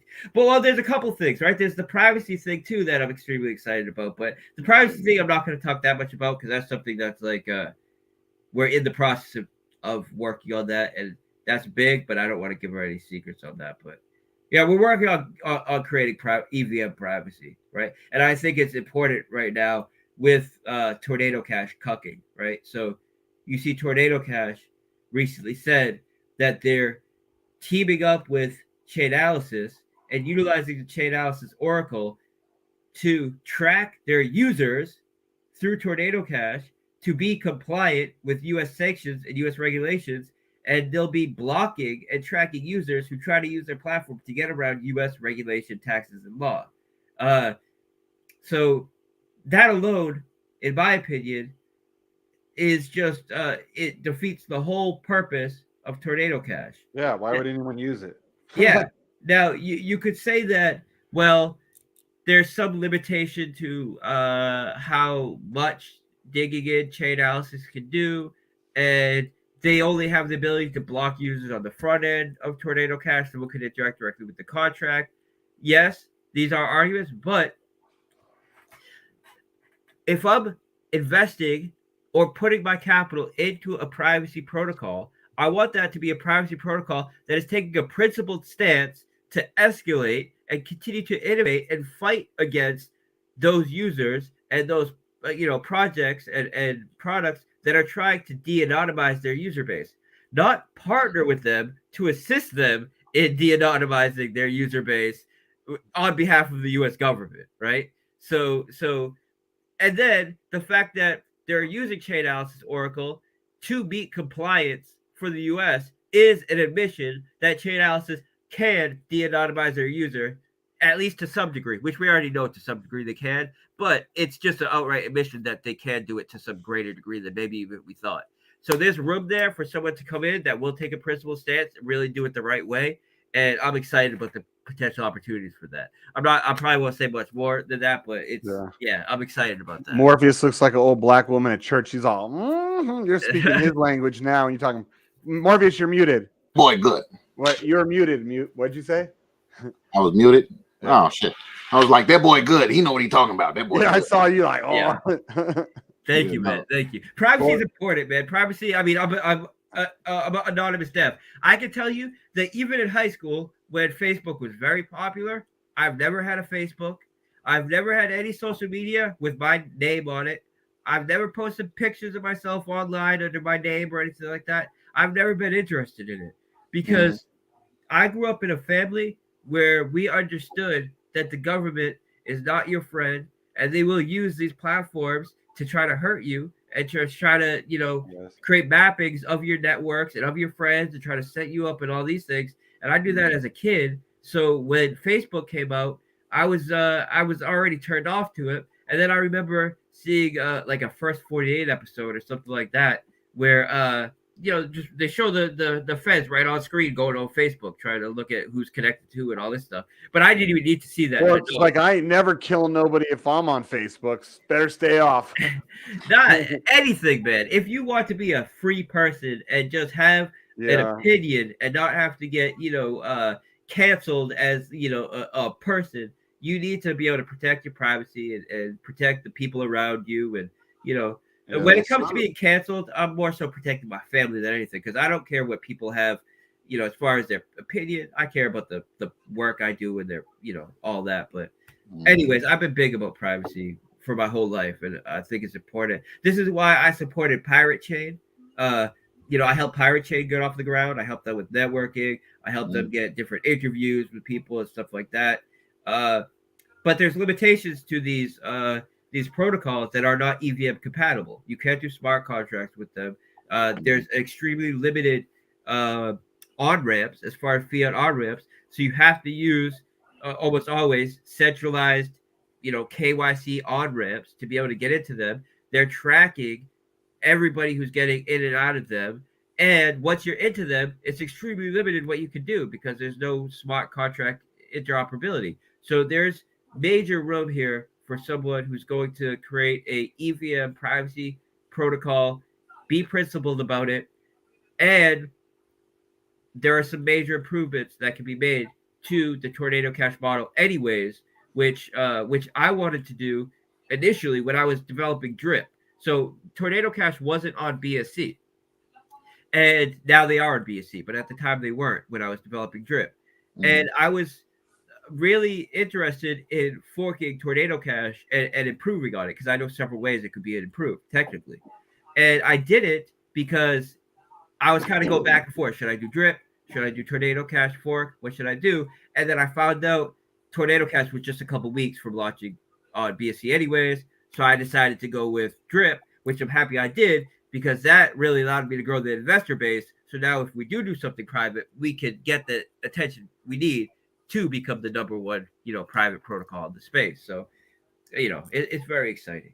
Now, with the scratch tickets, right? This is something that I can say now. So I'm working with the micropets developers and the chain link developers. So I had said earlier that I was going to do a lottery type of project, right? And a week or so went by, and the guy who did micropets reached out to me. He was like, "Hey, I had some idea of maybe doing some sort of model, kind of like a scratch ticket model." And I sat down, I talked with him, and we were able to really come up with something awesome, right? And I know, the scratch ticket idea that was his idea, and it was a great idea. But I know, through us talking together, we really have taken it to the next level. And the so we already know that scratch tickets are a high demand product. People love scratch tickets. Scratch tickets have no problem selling out, right? Anywhere, ever. So the way that scratch tickets they do their model is they sell it in batches. So they'll do a batch of 1,000, a batch of 1,000. They have their own theming for this batch. It's the state that run them almost always. They're utilizing the sale tickets plus tax money to fund it. And when they do a batch, they have a predefined number of jackpots, predefined number of second tier, third tier, fourth tier, fifth tier prizes. So they know they're going to sell this many tickets, there'll be this many prizes, this much capital will be distributed, this much capital will go to this, this, to this. And this is why they're able to be so sustainable and why they're able to run it like a true business, because you can map out the cash flows of everything before any of the products are sold, and the demand is there to sell out, so you can plan on that. Now, we could do the same kind of modeling in DeFi, but take it to the next level in a way DeFi only can by allowing the tickets to be a investment in the protocol itself. So the way that we're doing that is having batches of tickets sold, limited batches of tickets sold with NFTs. So each ticket is represented by an NFT. Now, you can interact with the NFT on our platform, which will be its own standalone platform, where the NFT itself is represented by a scratch ticket. And I've posted pictures of it before. We're on StreamYards right now, so I won't. But it looks literally just like a scratch ticket, like how you'd buy at the store. And then you can interact with that scratch ticket on the front end by using your mouse to digitally scratch the scratch ticket to see the results, to see the numbers, right? Which is fun. It's addictive. People love it. Now, when you call the scratch ticket function, it then sends a call to Chainlink's VRF service. Chainlink then gives a completely random number. This random number is put into a type of modular calculation, which ensures that the result of this equation will give a random number between a specific range, and then depending on the number and the range in which the number is, will determine the prize you get. And this is 100% trustless. It's verifiably random, but it allows us to do it random, meaning you don't know which ticket you got and you don't know which ticket will be a winner, but we can still predefine the number of winners, the jackpot, how many, tier 1, 2, 3 winners there will be, to just like the scratch ticket model, to ensure its sustainability and to ensure that it continues to grow and become more attractive over time. Now, what we're adding to this model, which takes it to the next level, is because we already know scratch tickets itself will sell out, but we could really take it to the next level with DeFi by taking a percentage of all capital that's used to buy the tickets. We're selling the tickets at BNB will be used to pay out rewards in that round, right? Another percentage will go towards a vault or a treasury, whatever you want to call it, right? And this treasury pays out a percentage of its balance to the jackpot every batch, which means that the jackpot is increasing every batch after batch. Every jackpot is increasing. Now, another percentage is going to buying the asset that's associated with whatever platform the tickets are sold on. So if you buy the tickets on the Drip website, a percentage of all the BNB that goes to buy those tickets gets used to buy Drip, and those Drip are automatically sent to the Drip tax vault. Now, if you buy the tickets on the Animal Farm site, a percentage of all that BNB used to buy the tickets on that site will be used to buy the dog and pig token and send those to a bird address. And we're not only going to have this as a product on our platforms, it will have its own standalone platform, and we'll sell it as a whitelisting service to any other developer that wants this awesome new use case that's going to provide excitement, that's going to provide a utility for their token, that's going to get users and attention, and just an awesome new model to their platform. Now, the great thing about this is it's a white label service, so that their tickets sold on their site will have their theming, right? But a percentage of all the capital used to buy the tickets on their platform will still be used to buy our native assets, right? Drip, etc. So as it grows, as it gets bigger, it just adds more cash flows and a larger volume coming in to buy our native assets, right? And then I would say the thing really to put the cap on this, to really just make it beautiful and make it appeal to serious investors, is the fact that we're doing this through NFTs. So we've implemented a mechanic where in order to claim your reward on the ticket, you need to burn that NFT, which means if you have a non-winning NFT, you can put that into a staking protocol where a percentage of all the BNB used to buy the tickets on all platforms gets sent to this staking protocol and paid out to those who are staking their non-winning NFTs. So the NFTs, when you stake it, represents a share ownership of the protocol itself, and you get paid out in BNB every time a ticket is sold relative to your share of the staking pool. And this is going to be extremely attractive because not only do we know the scratch ticket model works, but we can shop this out to a ton of different developer teams, and they'll all be generating BNB, which will be used to pay out people that stake these NFTs. And I believe that it'll be so attractive that even the people that win the low-end prizes, especially early on, won't even be burning those NFTs to collect the prizes. They would rather take that NFT and put in the staking protocol to get an early share ownership of the protocol, right? Of the platform. And it's just it's a way that we could not only create a secondary market and demand for these unwitting NFTs, because people could sell them on various NFT marketplaces, on a secondary market, because people can then buy those NFTs and stake them for share ownership of the platform. But also, it allows us to do, for example, the initial pre-sale raise, because the people that are investing in the initial pre-sale are not just buying scratch tickets.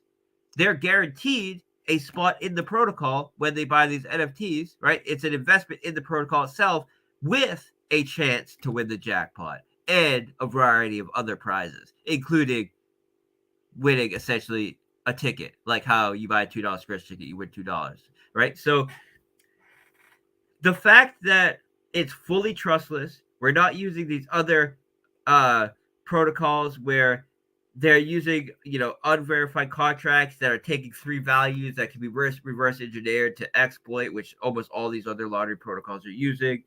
Fact that we're using Chainlink's VRS service, the fact that you don't have to wait 24 hours or a week or 48 hours to see if you won or not, the fact that there's a multitude of prizes, the fact that you could buy a ticket, scratch it, see if you won or not, and go right back and buy another ticket, it makes it way more attractive, way more bullish than any of the existing lottery models or game models in crypto. And I'm super excited about it. And we're going to be doing a race for it in the DAO in the coming months. So in this month we have the piggy bank. We have the piggy bank going live. We have the whole animal farm going live, and a lot of promotion around that. And I'm going to be start bringing things on the table that we were working on before I had to hyper focus on piggy banks, such as fiat on-ramps for drip, this kind of thing. Responding to a lot of people that wanted partnerships that I haven't gotten back to. You saw Pancake Swap, right?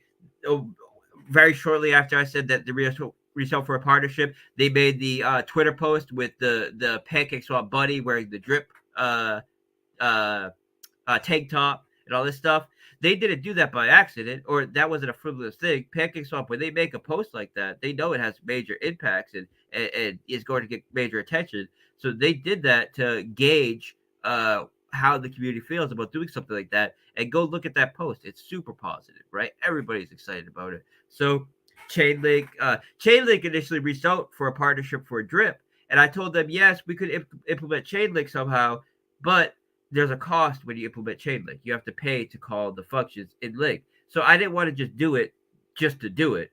If we do a partnership, I want it to be something that they can be excited about, that they will want to cross promote, and that really makes an impact. And that's where we came up with this lottery scheme.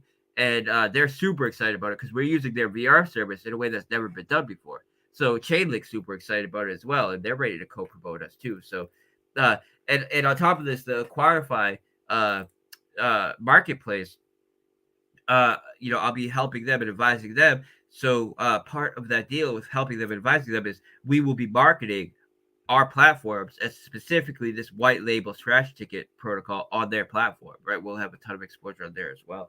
So, man, there's just so much to look forward to and to be excited about. I just got off a call with Sads and BB. Tomorrow, we're going to do a complete dry run of the migration, right? We're going to do everything, deploying. We're going to do essentially launching the piggy bank contracts, the new pig contracts, the new pig pen contracts, doing all the crediting, doing the migration, doing just essentially a whole dry run, right? And just doing the whole thing from start to finish, just so there's no surprises. And we've been extensively testing every single thing, like isolating functions in Remix and just testing those functions, then the contracts as a whole, and then the protocol all interacting with each other. And tomorrow we're doing a complete dry run of everything all together, not to test it because we've done the testing, but just for practice, just to do the whole thing, and just so when on Thursday it's going to be clockwork. So I've never been more bullish about our opportunities right now, our platforms, the networks I've made, our community, you guys, you're all, I feel like you guys are just as supportive as you were on day one, maybe more so because we've been through it together, right? We've seen projects come and go, and we're still doing our thing. So yeah. And you've proven yourself. I mean, a year. Yeah. How many? The only thing I can say I've been in. We got nothing but love for you, Forex. Thank you, brother. Thank you. I mean, like, there's nothing in DeFi have I ever been in that's lasted this long, ever. I mean, the masternode things, but that's, I've been in, that's not DeFi. DeFi doesn't last this long, dude, and you've managed to somehow do it. And the beautiful thing about it is a lot of the sustainability mechanisms in drip come in after year one, at the 365 mark. So, right. I mean, yeah, we're in a better place than ever. Yeah, there you go. People are always asking, like, you never got back to me that my question about the city of Atlantis thing, Forex. That doesn't have anything to do with you, right? I have not developed that project. I'm not advising them or anything like that. But they are using drip as a form of reserve currency, and they do say that they have some pretty cool celebrity NFT deals that they're securing. And my thing with them was, all right, I'm not going to give a ton of attention and just give my reputation on the line for you guys. But if you guys can continue to secure these deals and things move along, I'm very happy to get on board with you guys. And it looks like they're making some good moves that I've been pretty happy about. So I need to, you know, uh, I need to really link back up with them and talk about our options moving forward. But that's really going to come after Thursday. So I'm just hyper focused on getting this migration and piggy bank unpausing on Thursday. But then after that, it's all about reestablishing these networks that were on the table with Drip and kind of got put on the sidelines, so I could just hyper focus on this. And Atlantis is one of them. Nice. Okay. Yep. Look at that Lake Tahoe. He's there, huh? Wow, Yeah, I'm here. Trying to get a good view of it. There we go. Yeah. Man, your dog must be having a blast right now. Have you been to Lake Tahoe, Forex? No, I don't think so. I don't Okay. think One of the prettiest places I've ever seen in my life. That's one reason why I moved up this direction. Look at that. Wow. Yeah, it's fucking badass. And this shot does it no justice. It is like like aqua No, it's color. like it's straight fucking jaw dropping, dude. I've never seen anything. Black Sheep. Hey, fuck Las Vegas, right? To hell with Las Vegas. And that's Nevada. I've been to two of the Great Seas. I've been to two of the Great Seas, and I've also driven across the country a couple times. So that's why I said I don't think so, because there's, you know, a chance that when I was a kid I might have driven past it or something, but definitely not as an adult. And, Right. You know, Yeah. it looks beautiful. Right. Yeah, it's pretty cool. I just got in. I'm trying to find out where I'm supposed to go here. I'm gonna be 3.5 myself miles. for a Cool. second. Okay, yeah, go ahead. Yeah, to hell with Las Vegas, right? Sheep, you should just stay there forever. Yeah, right.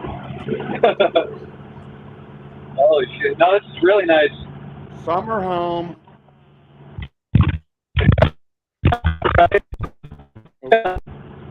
You're breaking up real bad. Dude.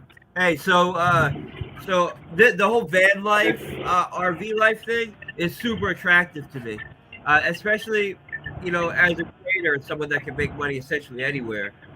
It is very attractive. Yeah. It's cool that you did that. And, Yep. or you're doing it. Well, this is all thanks to you, Forex Shark. Hey man, I wouldn't be able to do this shit. you man. So. Well, you played a major role in it as well. Like, this is definitely a community project. A lot of projects like to say they're a community project after they get wrecked, and the dev doesn't want to, like, pay marketing or something. They say it's a community project. But Drip truly has been a community project, all the way from the fact that there's no dev fee to the fact that, you know, there's been a handful of team leaders that were in it from day one that really got it off the ground, and it truly is a community project. Hell yeah, man. I love it. Yeah, you do. And hey, yeah, so I saw someone say sheep tickets, right? That's, you know, if when we get this model up and running, if you wanted to implement something like that on sheep or on your platform, you know, we'd be happy to work with you, of course. Cool. Oh shit! Oh sheep! What scratch tickets? Yeah, someone, I saw someone post that. Yeah, someone posted that. Yeah. Oh, cool. So, yeah, I mean, like I said, it's going to be a white label thing, and the great thing about the a white label type service like we're doing is the devs aren't going to have to pay anything up front, right? It's just essentially a cut of the B&B that comes in to buy tickets gets utilized to buy our native assets and things like that. But it's you know, it's not risk free. There's always some risk, but it's very little risk because you're not paying up front. It's, you know, you see the model working, you can implement the model with your own theming. Nice. Oh, you're white label. You're talking about like letting other people use the code and shit, other projects, or is that what you're talking about? Yes. So essentially, the way it will work is we can have their tickets for sale on our platform with their theming, and then utilize iframes or some other way to do it where the platform can be accessed on their site in a way where it doesn't even look like you're accessing some off-site thing. It's just you go to the site, tickets are for sale there with your theming, you know, supporting your token, the whole thing, right? So it's when I say white label model, I mean when someone goes to your platform, they can't even tell that it's not just your 100% on you, your project, your theming, sold on your Oh, nice. platform. Yeah, and it's just in the contracts in the back end are doing various things that are revenue sharing and supporting our tokens and all that stuff, Right. which is our angle on it, of course. So Sick. yeah, it's exciting. It really is. It's one of the things I'm more excited about than anything. Nice, man. Yeah, that sounds really cool. Yeah, so someone's asking if when the UI is upgraded, will the white paper get upgraded? Yeah, we could do that. So there's definitely some improvement that could be made to the white paper. What I would say about that is I have someone that I pay to do the white paper, and I'm absolutely cool with having them pay for that to get upgraded. But there's also a lot of very creative people in our community, and if someone wants to make a new white paper and really have it be a top end one, I'll pay them for it. Just make it. Come, let me know about it, and if it's really quality, if it's a better white paper than what we currently have, I'll pay you. Nice. All right, words crossed. Get him on it. Yeah. So that's the case with the existing white paper and all of our documentation. The guy that's done all of that, he did it, and he didn't even ask for money. He did it, and then I was like, "Hey, what's your address?" He gave me the address. I hit him with a few $1,000. It's like, he didn't expect it, but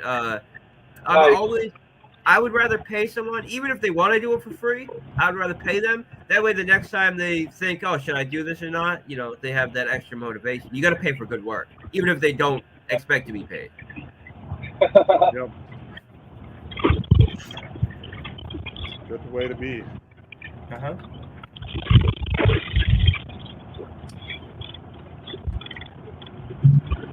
Any other questions out in the audience at all? Oh, what is this one here? When is the hacker game coming for us? The hacker game is something that I've developed.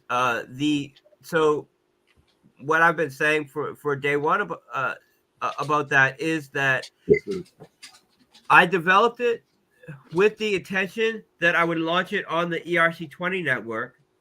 The ERC20 network became too expensive, so I ended up not doing all that and putting it on the sideline. And what my goal is to launch it on Solana's network, with an NFT protocol, right? Now, Solana said that they were going to be EVM compatible like 2 months ago. So the deal with that is essentially the contracts are finished, and I was waiting on Solana to be EVM compatible. Whether we'll still wait for that is up in the air because it looks like they're not making the kind of progress that they said they were making. There are some side chains that have offered to pay me millions of dollars and put millions of dollars worth of marketing if we launch this game on their side chain. So that's another option. So I'm essentially weighing my options in that sense. But as I said, gaming is one of the 4 major values and market fits that we can bring. And there are 2 games that I've either developed or 90% developed, or that I really want to develop. And one of them is not developed at all, other than I've worked out the logic and game theory to it, and I know it's a really, really quality game, but I haven't worked on the contracts at all. And then that's like a type of auto battler game. And then there's the hacker themed game, which the contracts are 90% done. The only part that isn't done is the NFTs aren't made.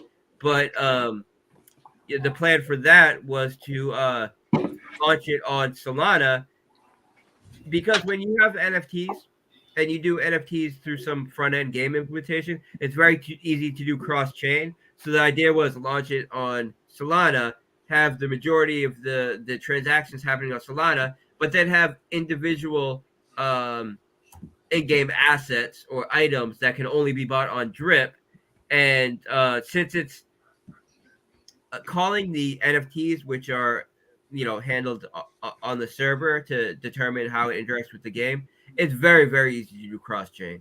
So so I would still love to do that. The issue is, when will Solana be EVM compatible, and do we want to wait for Solana, or should we go with some other side chain and maybe even work on a deal to get a couple $1 million worth of marketing for doing that? Because these side chains really want solid developers and they're willing to pay for that, or potentially even do it on BSC. Now, the reason why I didn't want to do it on BSC is because BSC didn't have the kind of NFT marketplace and infrastructure, but that's starting to change, and it's starting to grow, and I'm getting more bullish about. I'm kind of getting more bullish about NFTs on BSC. Thing is, NFTs as a whole, I hate all of these celebrity NFT things, right? Oh God, me too. They're garbage, right? They're just trash, dumpster fire. But there are some use cases for NFTs, like what I've explained, right, with like the scratch ticket model or in-game assets, this kind of thing, where there is true value, and they could really, I mean, the best way to implement them is with NFTs. And I think the future for this kind of NFT model is super bullish, and BSC has become more and more of an attractive place to do that kind of thing. Whereas like a year ago, I wasn't interested in doing NFTs at all on BSC, and that's why I was saying I was waiting for Solana to be EVM compatible, which we're still waiting a year later, which is why I'm starting to think maybe we need to think about something else. Forex, we have a thing around here, this feud between Mustangs and Corvettes, so everybody wants to know, Mustangs or Corvettes, Forex? Okay, so I love the LS engine, right? So here's the thing. I would say if we're talking about current cars, Corvette all the way. Like new model cars, Corvette all the way. But if we're talking about 90s, like early 90s, you gotta love the 5.0 Fox bodies, right? The Fox bodies I do like, and I like the 60s, like nobody will let me suck their dicks. So I love that. So I love the LS engine, right? Which is, it started off as a truck engine, but then got used in, Corvette and Monte Carlos and what's it called? The other Chevy. But anyways, yeah, I love the LS engine. I love Corvettes. I would say definitely if I was to buy a new Mustang versus new Corvette all the way. The new Corvettes are sick. I would love one. But like if we're talking about like 90s, it would be like the 5.0 Mustang Fox body. And then my first car was almost a Stingray. So wow. Yeah, a white Corvette convertible Stingray. So the reason why I didn't buy it is because the person didn't take me serious, because I was like 16 years old or something. So so the guy was my uncle's friend. He pulls up. He was talking about selling his Corvette. I was like, I want to buy that Corvette. I was like, I think I was just turning 16 or 16 and a half, and I was looking for my first car. And I told him I wanted to buy the Corvette, and he laughed at me. And then I asked my cousins and my uncles and stuff, and the guy just wasn't taking me serious. So I ended up buying a Trans Am, which was a fun car, a very fun car, and I had a lot of fun in that. But I think the Corvette probably would have been better, but yeah, the guy didn't take me serious. It's like he's used to, I don't know what, like I was making money when I was young. I've been making money my whole life. So I paid cash for my Trans Am. I would have paid cash for that Corvette, but the guy didn't take me serious. So. Right. His loss, but see, yeah, guys, that means Forex is not a cocksucker in our world. In Mustang guys are cocksuckers. That's basically what we were asking. He's the man, everybody. You heard it. Old Yeah, well, Mustangs don't count. you know, like I love street racing. I love cars. I've had so many cars. I've crashed so many cars. I love street bikes. I have dirt bikes. I've been riding dirt bikes since I was 12. I've been riding street bikes since I was old enough to ride street bikes, taking on my parents' street bikes and stuff. So, you know, I love that whole scene.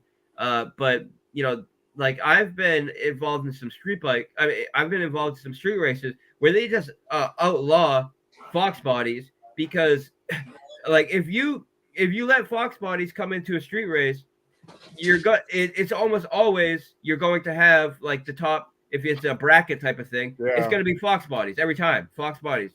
It's always going to be Fox body with Fox body at the end. No, they're just sick. They're tough. They're light. They're you know, they're just great cars for street racing and for drag racing. So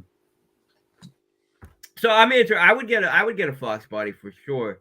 But right now, what I'm looking at for cars, right, is I love GTRs, right? So I would get I've been looking at those. Yeah, and I had an Infinity. So I had an Infinity M56, which is kind of like Infinity's it's not as cool as a GTR, but it's like Infinity. Yeah, I know which one it is. Yeah. So Infinity is like the Lexus version of a Toyota. So it's like, and then of course Infinity is the nicer version of a Nissan, and then the M56 was like their fastest car, right? So I guess it's kind of like Infinity's version of a GTR, but you can't even compare it to a GTR. But anyways, just having that M56 and loving the M56, it was a great car, makes me really attractive to owning another Nissan because it's essentially a Nissan. Yeah. And the GTR is sick, right? All-wheel drive. You know, it comes twin turbo. Their transmission is just like next level, and you could put a tune or just bolt on bigger turbos and be pushing 800 horsepower. Oh, easy. Yeah. So yeah, easy. So so I love the GTR. I love so I'm kind of standoffish about Lambos, and I've always been standoffish about Lambos because I feel like it's just like the stereotypical crypto millionaire car to buy. Right. But the all-wheel drive Lambo Hurricane or Huracan, however you want to call it, is sick, right? It's just that car, because a lot of times Lambo, you're like, it's a lot of these higher-end cars, you're paying for the name, you're paying for the brand.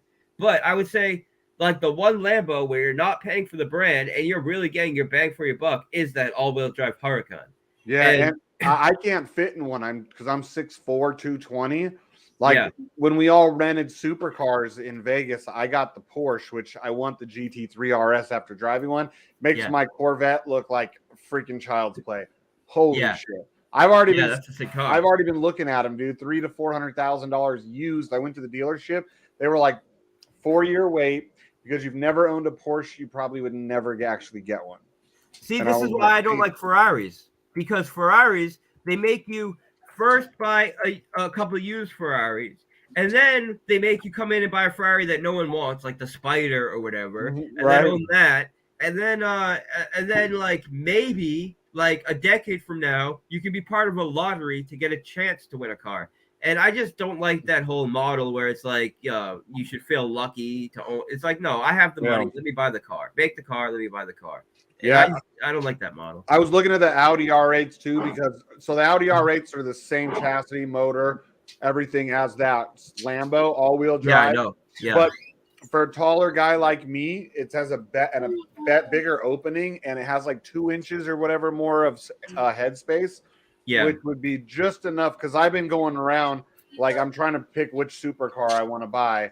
Yeah. And so I've been going through, but with my size, I have to like sit in it and make sure I fit before I go buy it. Yeah, so the R8 is pretty cool, and it does have a lot of the same drivetrain as the Huracan.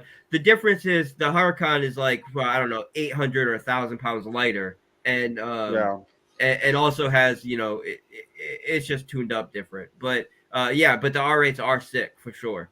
And then Vipers, right? I've always loved Vipers. And the ACR, I think 2017. So, well, I know 2017 is the last year they made the Yeah, those ACR, are which is American Racing Company, and that car to date has at top speed has the most downforce out of any other car in the world, and it's like 2,200 or 2,400 pounds of downforce when you're driving at top speed, which is insane. And that's the reason why 2017 they won the Nürburgring track record, whereas people always looked at Vipers as a kind of a wild card, right? Big engine, can't stay on the road, no traction. Yeah, But the 2017 ACR model, because of the aerodynamics and the changes they made, I mean, it's a track monster. It beat the Porsche of that year. So I love the ACR. I love Vipers.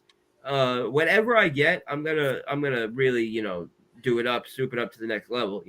Turbos and the whole thing. So Calvo Motorsports makes Vipers.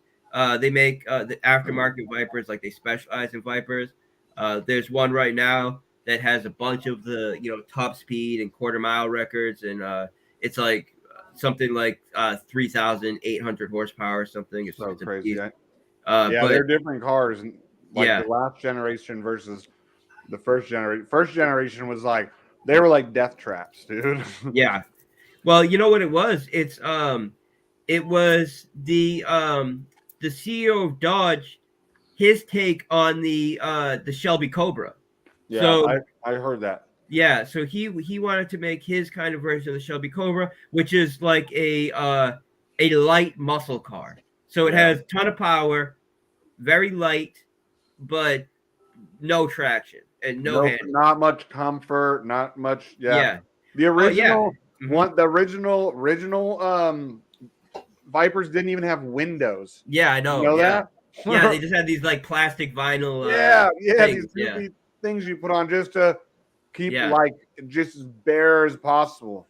Yeah, it's sick. That's why I've always liked Vipers though, because it's just like absolute power and everything, function over form, and I love that.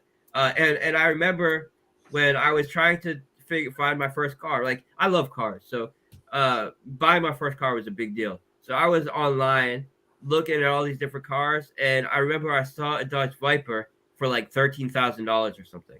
And of course, this must have been some scam or whatever the case is. But when I saw that when I was like 16, I was like, oh, maybe I can get a Viper. And I've just always wanted a Viper. So I would love to get a Viper as well. Those are the three cars, right? The Lambo Huracan, the Viper ACR, or a GTR, right? Yeah. And then I think the Tesla Plaid is like the ultimate daily driver, right? So yeah, I would Mad get. Dog has one of those. He has the, what is it, Model X, I believe, that like SUV one.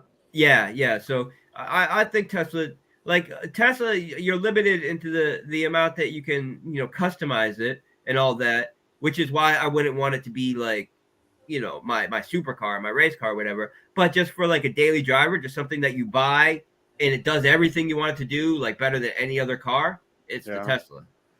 What about the Koenigseggs? What do you think about those? Those are dope. Oh yeah, they're cool, obviously, but they're like whatever, $5 million, $3 million cars. I don't think they're worth the money. I think they're cool, obviously. I mean, they're like a modern marvel in engineering, but they're not worth the money. But they're obviously cool. Yeah. Mm-hmm.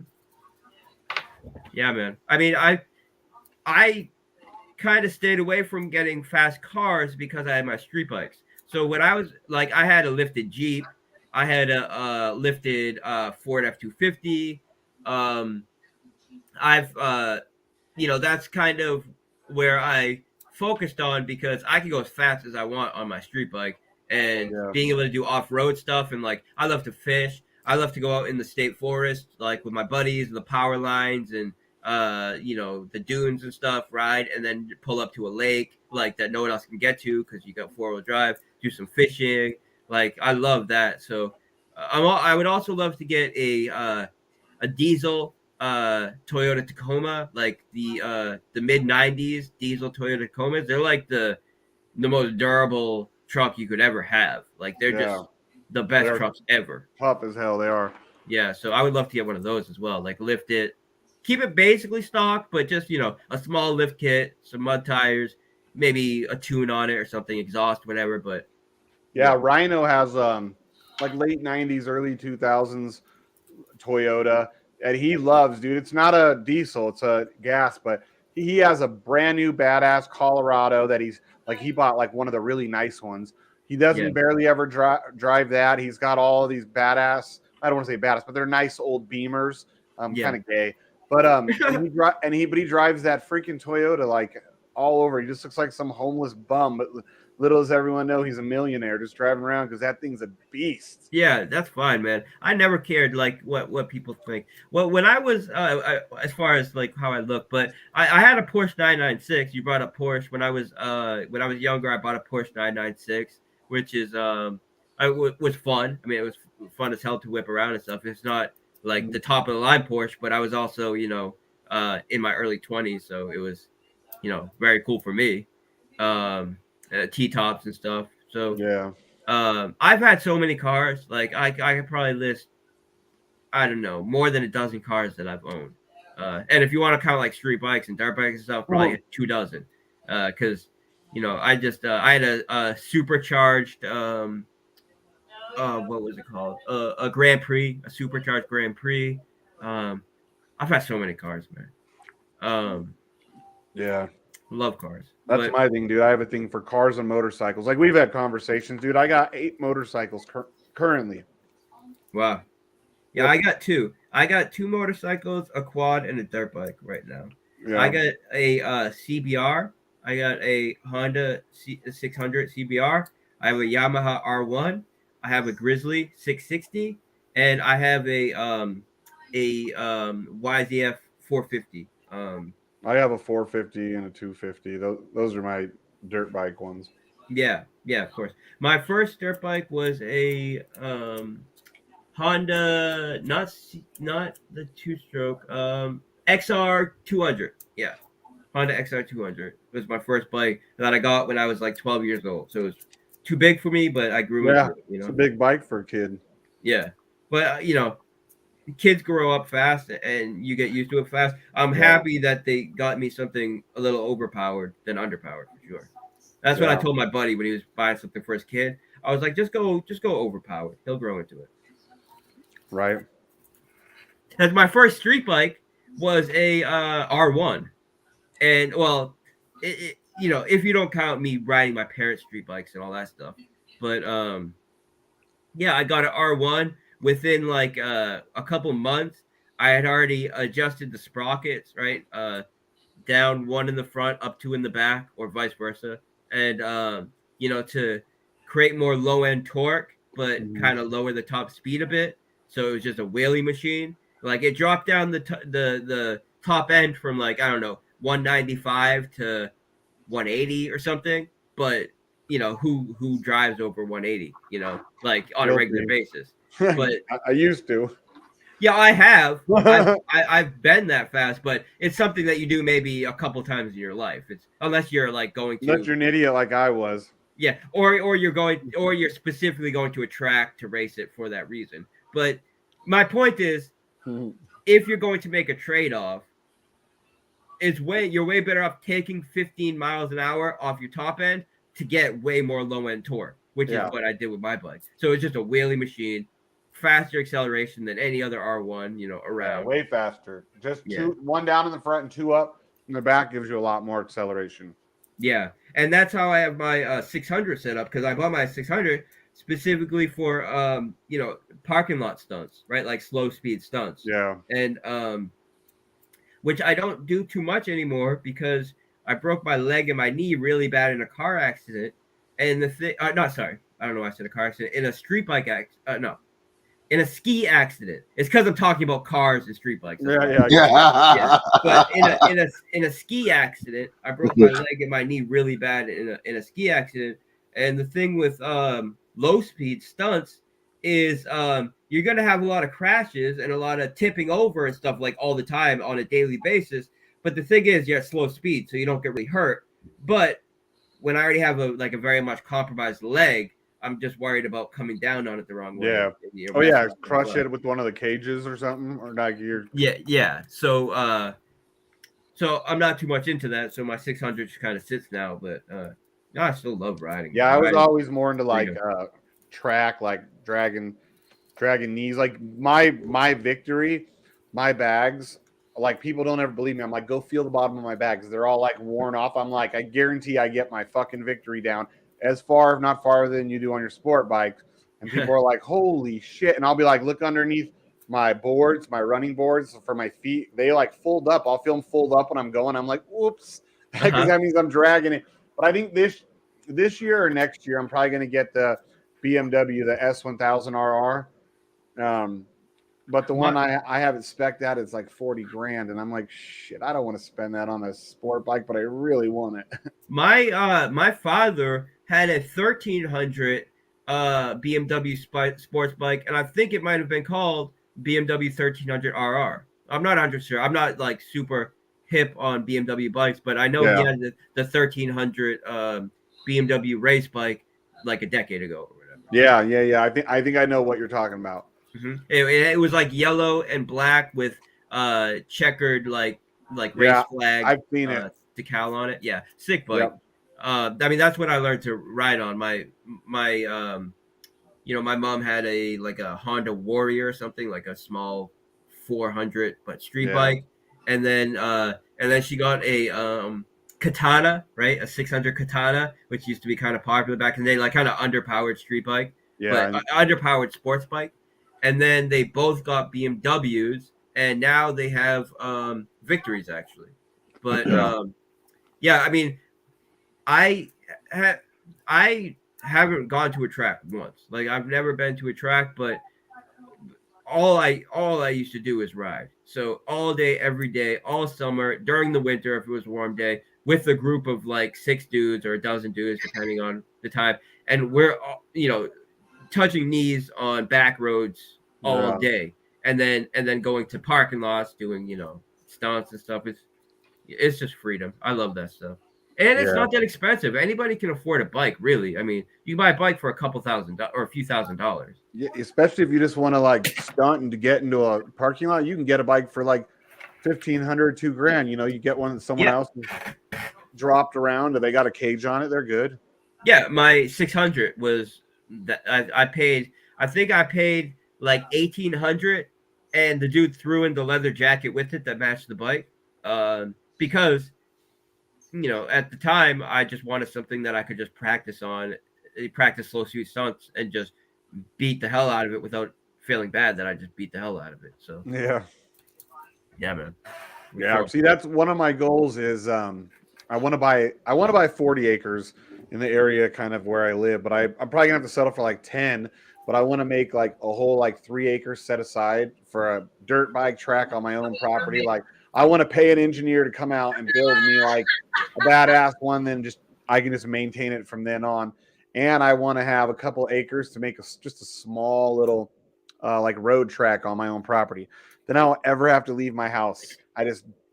People want to hang out. Come on over. Let's ride. What do you want to ride? Street or dirt? Yeah. Yeah, I know some guys. I don't know them personally, but I know some guys that have a drag strip on their property. Like you got to take a dirt road out way back in their woods, and they got a drag strip. Nice. Yeah, that's super fun. I know some people that have land as well that they're kind of like I wouldn't call them preppers, but they're just really prepared people. Like you don't have to call them preppers, I guess, but they have their whole house and their RV set up on solar. Not like the whole thing can run on solar all the time, but if something were to happen, they can get by with what they need to do on solar. Like they're set up. Yeah. And that's what I want, solar and wind, both. They have a catfish pond, right, where they're farming their own catfish. They have rabbits that they raise. They have goats that they raise. They have chickens that they raise. They have a big garden.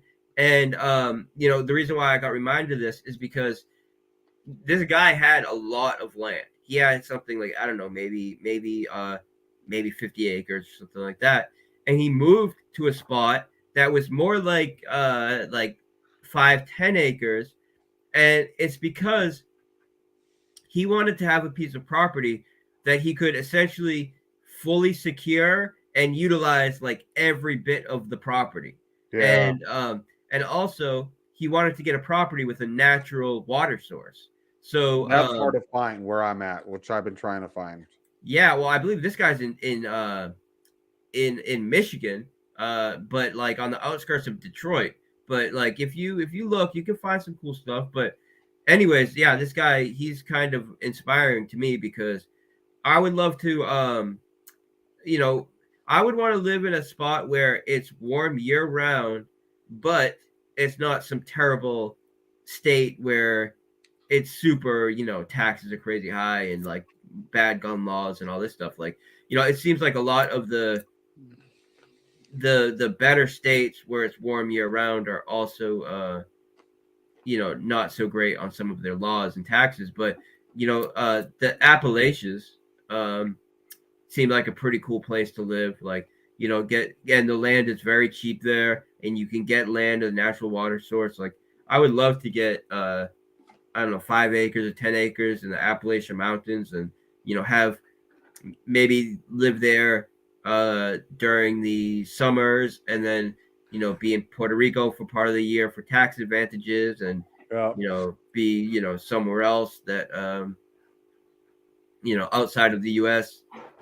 for regulatory reasons. Which I have family in the U.S. and I grew up in the U.S., but I spend most of my time out of the U.S. and I have residence outside of the U.S. So, that's something that was important to me, but I would still love to have, a piece of land like in the Appalachians or something like that I could just have a type of, I don't know what you would call it, like a bunker type of situation. Yeah, that's what I want to do too. I want to do here in Nevada, and then I want to buy Texas, Tennessee, and Florida, where I'm never more than like a far drive between each place.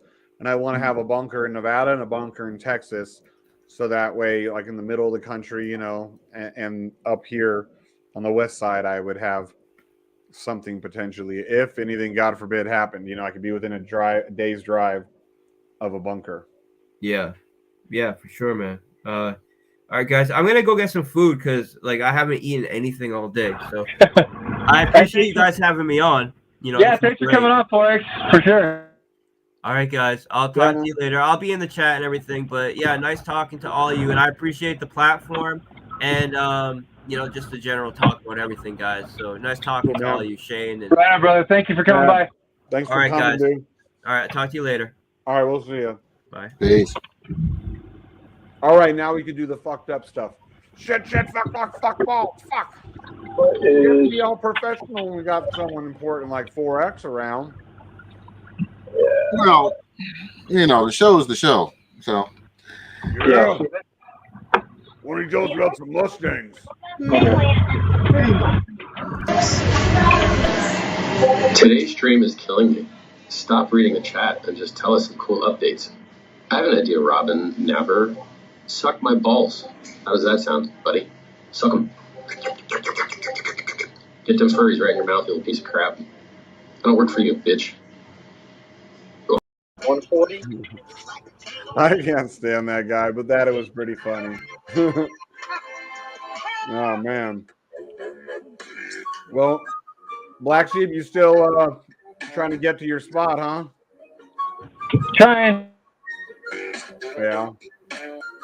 What are you doing over there, Morpheus? What the hell are you listening to? what? What are you listening to? Oh, Like you're yeah. listening to some 142, 151. All right, what direction is this road? Freaking weirdo. Yo. Yeah, on your left. You're making a left. Well, I'll tell you, this Shelby pickup truck, I think is pretty badass. But if you so I just go this way. If you compare it to like the TRX, it ain't shit. The TRX will outperform any other truck currently. I'm not a Dodge guy, but that's a badass truck. But the Raptors are cool too. But that's what Ram wanted to do. They wanted to put something out that's going to be able to whoop the crap out of it. And they did. And Black Sheep, actually, he's just waiting for his to get delivered to him. He's got a TRX coming. Don't you, Black Sheep? Yeah, he can't. He's not paying attention. He's like, fuck you. What'd you say? I said, you got your TRX coming soon. Yeah. On 4th. On May 4th, it's being shipped to him. Oh, nice. Oh my God, we even gotta be watch out for this truck. I know. We're gonna end up hitting him. What is he doing right there? Thank you, Bones. Well, that's why Black Sheep's got me. How close am I? We knew. And what if there's ever a day where Black Sheep and I both can't make it? Then Morpheus is gonna have to go. Go ahead. You gonna be able to handle that Sunday, Morpheus? What? What's going And what on? if someday Sheep and I both can't get on the stream? You're gonna have to like be the host. I don't care. I'd do it. Maybe only going for an hour though. Not an hour and 1 minute, not an hour and 2. An hour flat. Watch him. If it's gonna be just me, now I gotta worry about who's coming on. Yeah, you just be kicking every time PCM shows up. You just boot him, boot his ass, boot his ass. Nah, I'd probably let him in for a couple minutes, and then then what? Ask him about food stamps and stuff. Food stamps and stuff. Ask him if he's given out his private keys anytime lately. Yeah, shit like that. Yeah. Hey, I got a question for you. What do all the girls say to guys with big dicks? I don't know. Yeah, I knew you wouldn't know. Oh, fuck yeah. Yeah. I'm gonna get off here. I gotta get this thing unloaded and shit. So. All right, thanks for watching, everybody. Don't forget to fuck the like button. Thank you for coming. Yep, do the likes, all that shit, and I will see you tomorrow. Huge nut.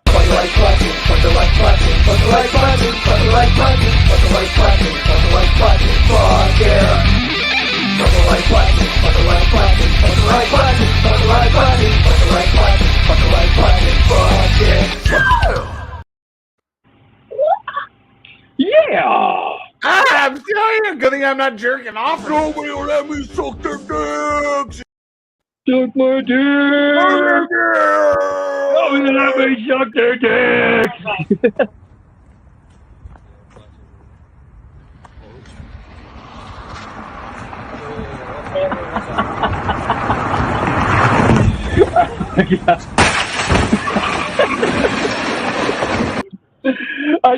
I just said that all out with a bunch of kids out here. Just, don't let me suck their dick.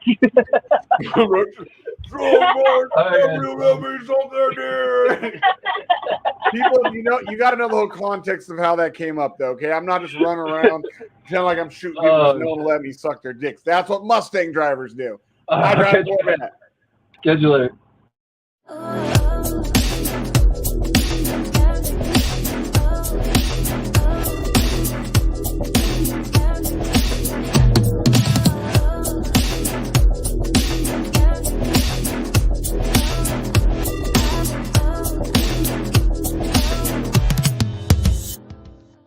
After the jack. When Lambo, yellow, Lambo, when Lambo, yellow, Lambo, when Lambo, yellow, Lambo, when Lambo, yellow, Lambo,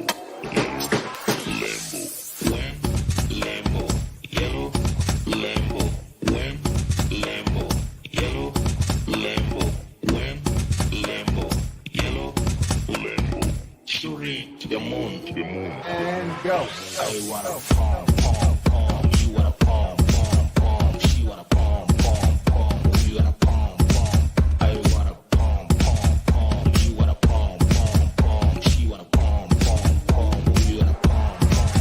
Let's go, guys. Palm, palm, palm. You wanna palm, palm, palm. She wanna palm, palm, palm. You wanna palm, palm, palm. You wanna palm, palm, palm. She wanna palm, palm. Lambo, yellow, Lambo, when Lambo, yellow, Lambo. I wanna palm, palm, palm. You wanna palm, palm, palm. She wanna palm, palm, palm. We wanna palm, palm. Let's go, guys. Palm, palm, palm. You wanna palm, palm, palm. She wanna palm, palm, palm. We wanna palm, palm, palm. Yep. All right, peace.